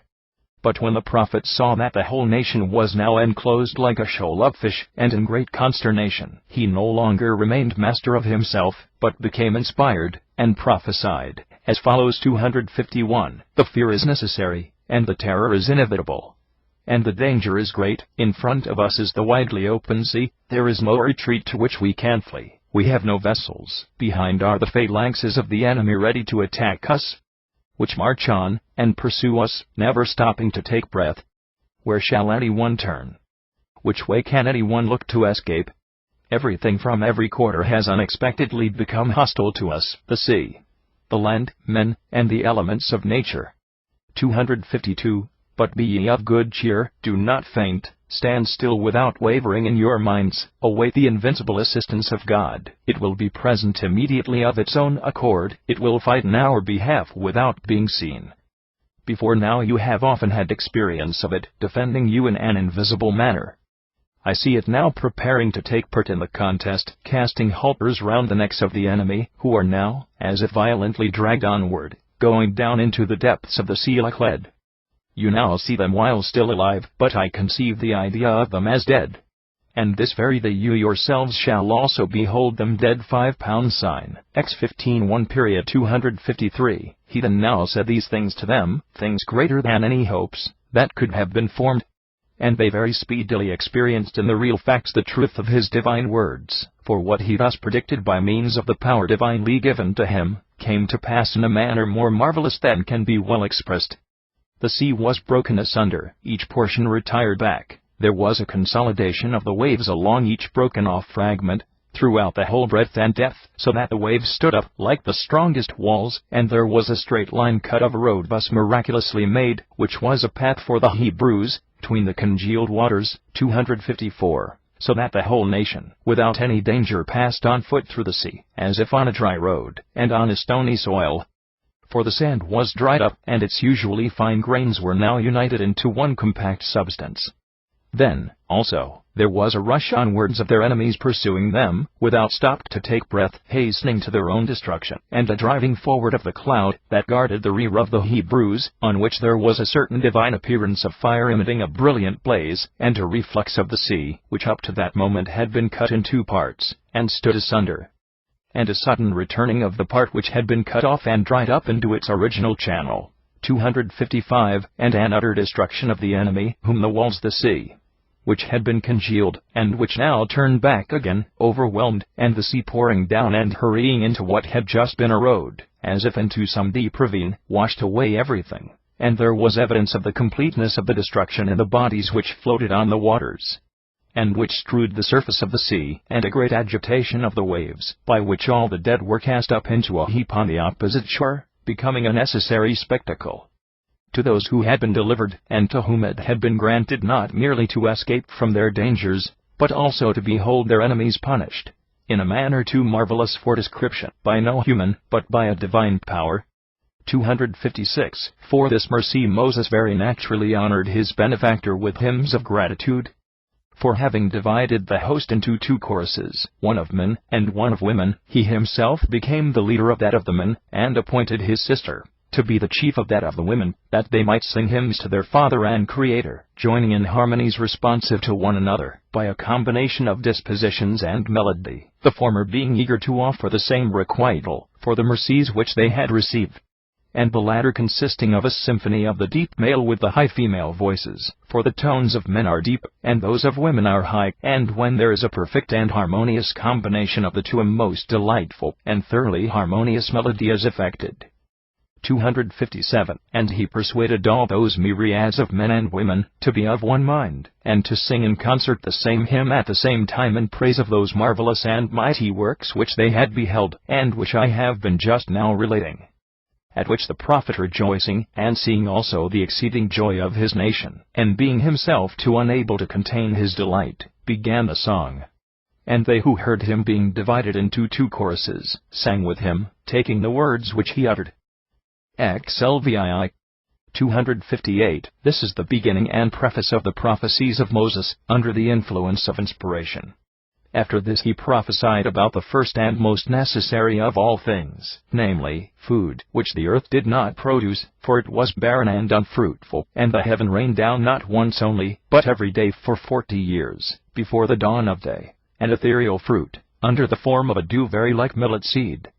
259. And Moses, when he saw it, commanded them to collect it, and being full of inspiration, said, You must believe in God, inasmuch as you have already had experience of His mercies and benefits in matters beyond all your hopes.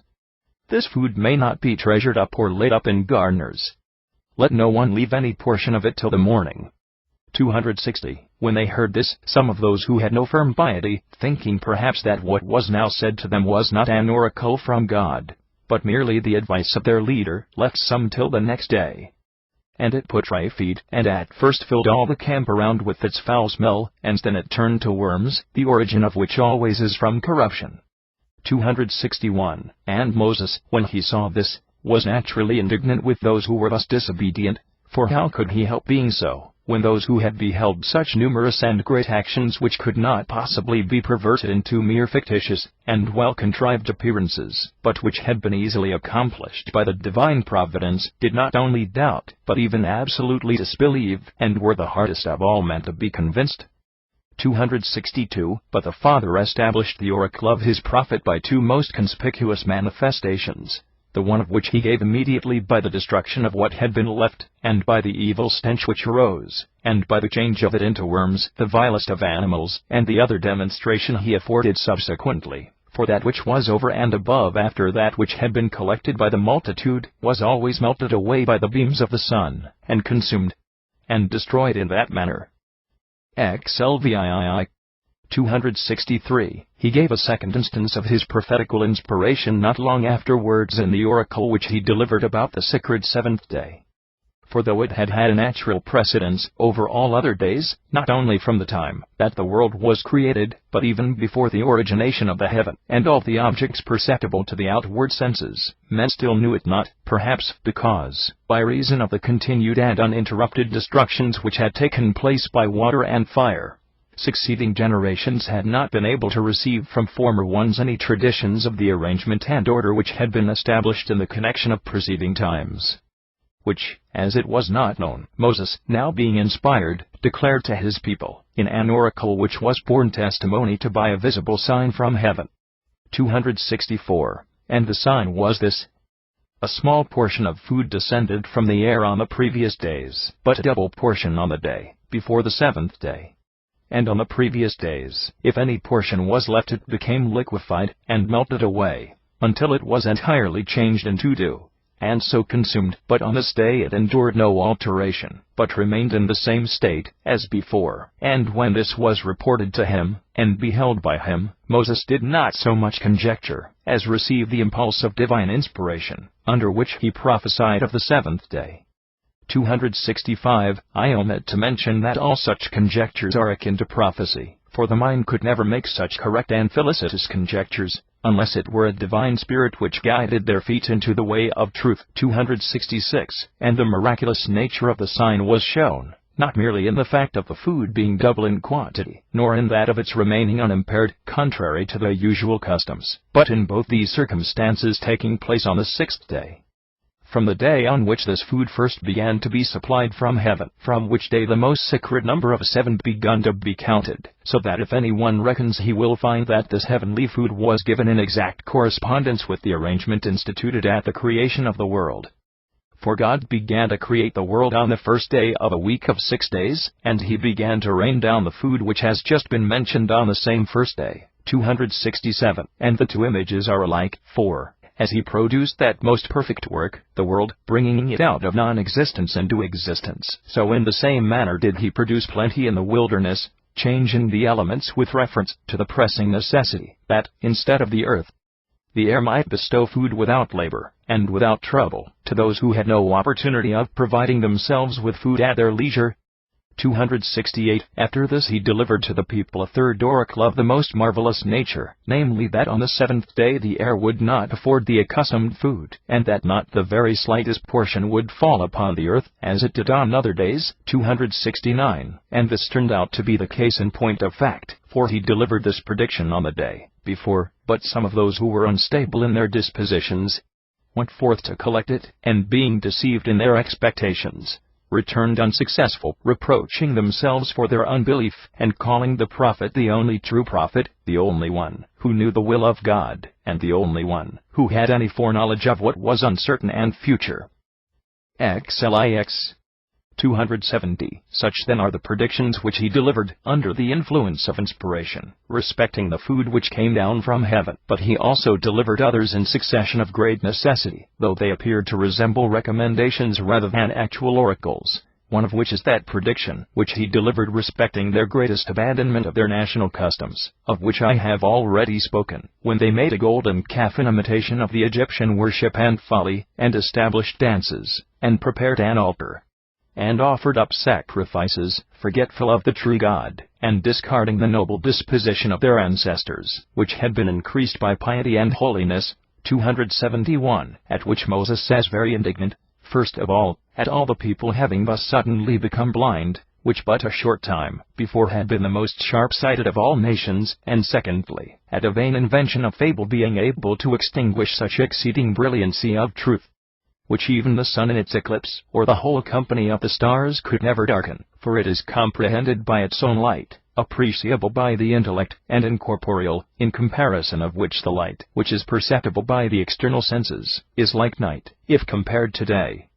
272. And, moved by this cause, he no longer continued, as before, but leaped, as it were, out of his former appearance and disposition, and became inspired, and said, Who is there who has not consented to this error, and who has not given sanction to what ought not to be sanctioned? Let all such come over to me. £6 sign, X3226 period 273. And, when one tribe had come over to him, and not less with their minds than with their bodies, who indeed had some time before been eager for the slaughter of the impious and wicked doers, and who had sought for a leader and chief of their host, who would justly point out to them the opportunity, and proper manner, of repressing their wickedness, then he, seeing that they were enraged and full of good confidence and courage, was inspired still more than before, and said, Let every one of you take a sword, and go swiftly through the whole army, and slay not only strangers, but also those who are nearest and dearest to him of his own friends and relations, attacking them all, judging his action to be a most holy one, as being in the defense of truth and of the honor due to God, to fight for which, and to be the champion of which objects, is the lightest of labors. 274. So they rushed forth with a shout, and slew 3,000, especially those who were the leaders of this impiety, and not only were excused themselves from having had any participation in the wicked boldness of the others, but were also enrolled among the most noble of valiant men, and were thought worthy of an honor and reward most appropriate to their action, to wit the priesthood. For it was inevitable that those men should be ministers of holiness, who had shown themselves valiant in defense of it, and had warred bravely as its champions. L. 275. I have also another still more marvelous and prodigy, like oracle to report, which indeed I have mentioned before, when I was relating the circumstances of the high priesthood of the prophet, one which he himself uttered when fully inspired by the divine Spirit, and which received its accomplishment at no long period afterwards, but at the very moment that it was delivered. 276. There were two classes of ministrations concerning the temple, the higher one belonging to the priests, and the lower one to the keepers of the temple, and there were at this time 3 priests, but many thousand keepers of the temple. 277. These men, being puffed up at the exceeding greatness of their own numbers, despised the scanty numbers of the priests, and so they concerted 2 impious attempts at the same time, the one of which was the destruction of those who were superior to them, and the other was the promotion of the inferior body, the subjects, as it were attacking the leaders, to the confusion and overthrow of that most excellent and most beneficial thing for the people, namely order. 278. Then, joining together, and assembling in one place, they cried out upon the prophet, as if he had given the priesthood to his brother, and to his nephews, out of consideration for their relationship to him, and had given a false account of their appointment, as if it had not taken place under the direction of divine providence, as we have represented. 279. And Moses, being vexed and grieved beyond measure at these things, although he was the meekest and mildest of men, was not so excited to a just anger by his disposition, which hated iniquity, that he besought God to reject their sacrifice. Not because there was any chance of that most righteous judge receiving the unholy offerings of wicked men, but because the soul of the man who loved God could not be silent for his part, so eager was it that the wicked should not prosper, but should always fail in their purpose. 280. And while he was still boiling over and inflamed with anger by this lawful indignation, he became inspired, and changed into a prophet, and uttered the following oracles. Apostasy is an evil thing, but these faithless men shall be taught, not only by words, but also by actions. They shall, by personal suffering, learn my truth and good faith, since they would not learn it by ordinary instruction. 281. And this shall be discerned in the end of their life, for if they receive the ordinary death according to nature, then I have invented these oracles, but if they experience a new and unprecedented destruction, then my truth will be testified to. For I see chasms of the earth opening against them, and widened to the greatest extent, and numbers of men perishing in them, dragged down into the gulf with all their kindred, and their very houses swallowed up, and the men going down alive into hell. 282. And when he ceased speaking, the earth was cloven asunder, being shaken by an earthquake, and it was burst open, especially where the tents of those wicked men were, so that they were all swallowed up together, and so hidden from sight. For the parts which were rent asunder came together again as soon as the purpose for which they had been divided was accomplished. 283. And a little after this thunderbolts fell on a sudden from heaven, and slew 200 men, the leaders of the sedition, and destroyed them altogether, not leaving any portion of their bodies to receive burial. 284. And the rapid and unintermittent character of the punishment, and the magnitude of each infliction, rendered the piety of the prophet conspicuous and universally celebrated, as he thus brought God forward, as a witness of the truth of his oracular denunciations. 285. We must also not overlook this circumstance, that both earth and heaven, which are the first principles of the universe, bore their share in the punishment of these wicked men, for they had rooted their wickedness in the earth, and extended it up to the sky, raising it to that vast height. 286. On which account each of the elements contributed its part to their chastisement, the earth, so as to drag down and swallow up those who were at that time weighing it down, bursting asunder, and dividing, and the heaven, by tearing up and destroying them, raining down a mighty storm of much fire, a most novel kind of rain, and the end was the same. 287. Both to those who were swallowed up by the earth, and to those who were destroyed by the thunderbolts, for neither of them were seen any more, the one body being concealed by the earth, the chasm being united again, and meeting, as before, so as to make solid ground, and the other people being consumed entirely by the fire of the thunderbolts. Lee.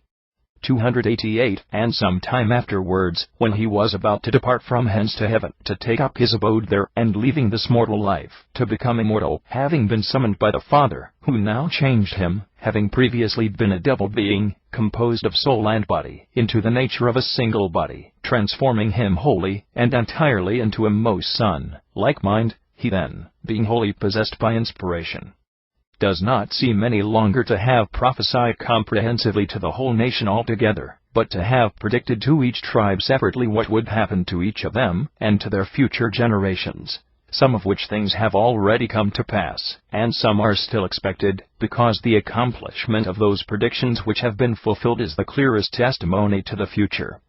289. For it was very appropriate that those who were different in the circumstances of their birth, and in the mothers from whom they were descended, should differ also in the variety of their designs and counsels, and also in the excessive diversity of their pursuits in life, and should therefore have for their inheritance, as it were, a different distribution of oracles and predictions. 290. These things, therefore, are wonderful, and most wonderful of all as the end of his sacred writings, which is to the whole book of the law what the head is to an animal. 291. For when he was now on the point of being taken away, and was standing at the very starting place, as it were, that he might fly away and complete his journey to heaven, he was once more inspired and filled with the Holy Spirit, and while still alive, he prophesied admirably what should happen to himself after his death, relating, that is, how he had died when he was not as yet dead, and how he was buried without anyone being present so as to know of his tomb, because in fact he was entombed not by mortal hands, but by mortal powers, so that he was not placed in the tomb of his forefathers, having met with particular grace which no man ever saw, and mentioning further how the whole nation mourned for him with tears a whole month, displaying the individual and general sorrow on account of his unspeakable benevolence towards each individual, and towards the whole collective host, and of the wisdom with which he had ruled them. 292. Such was the life, and such was the death of the king, and lawgiver, and high priest, and prophet, Moses, as it is recorded in the sacred scriptures.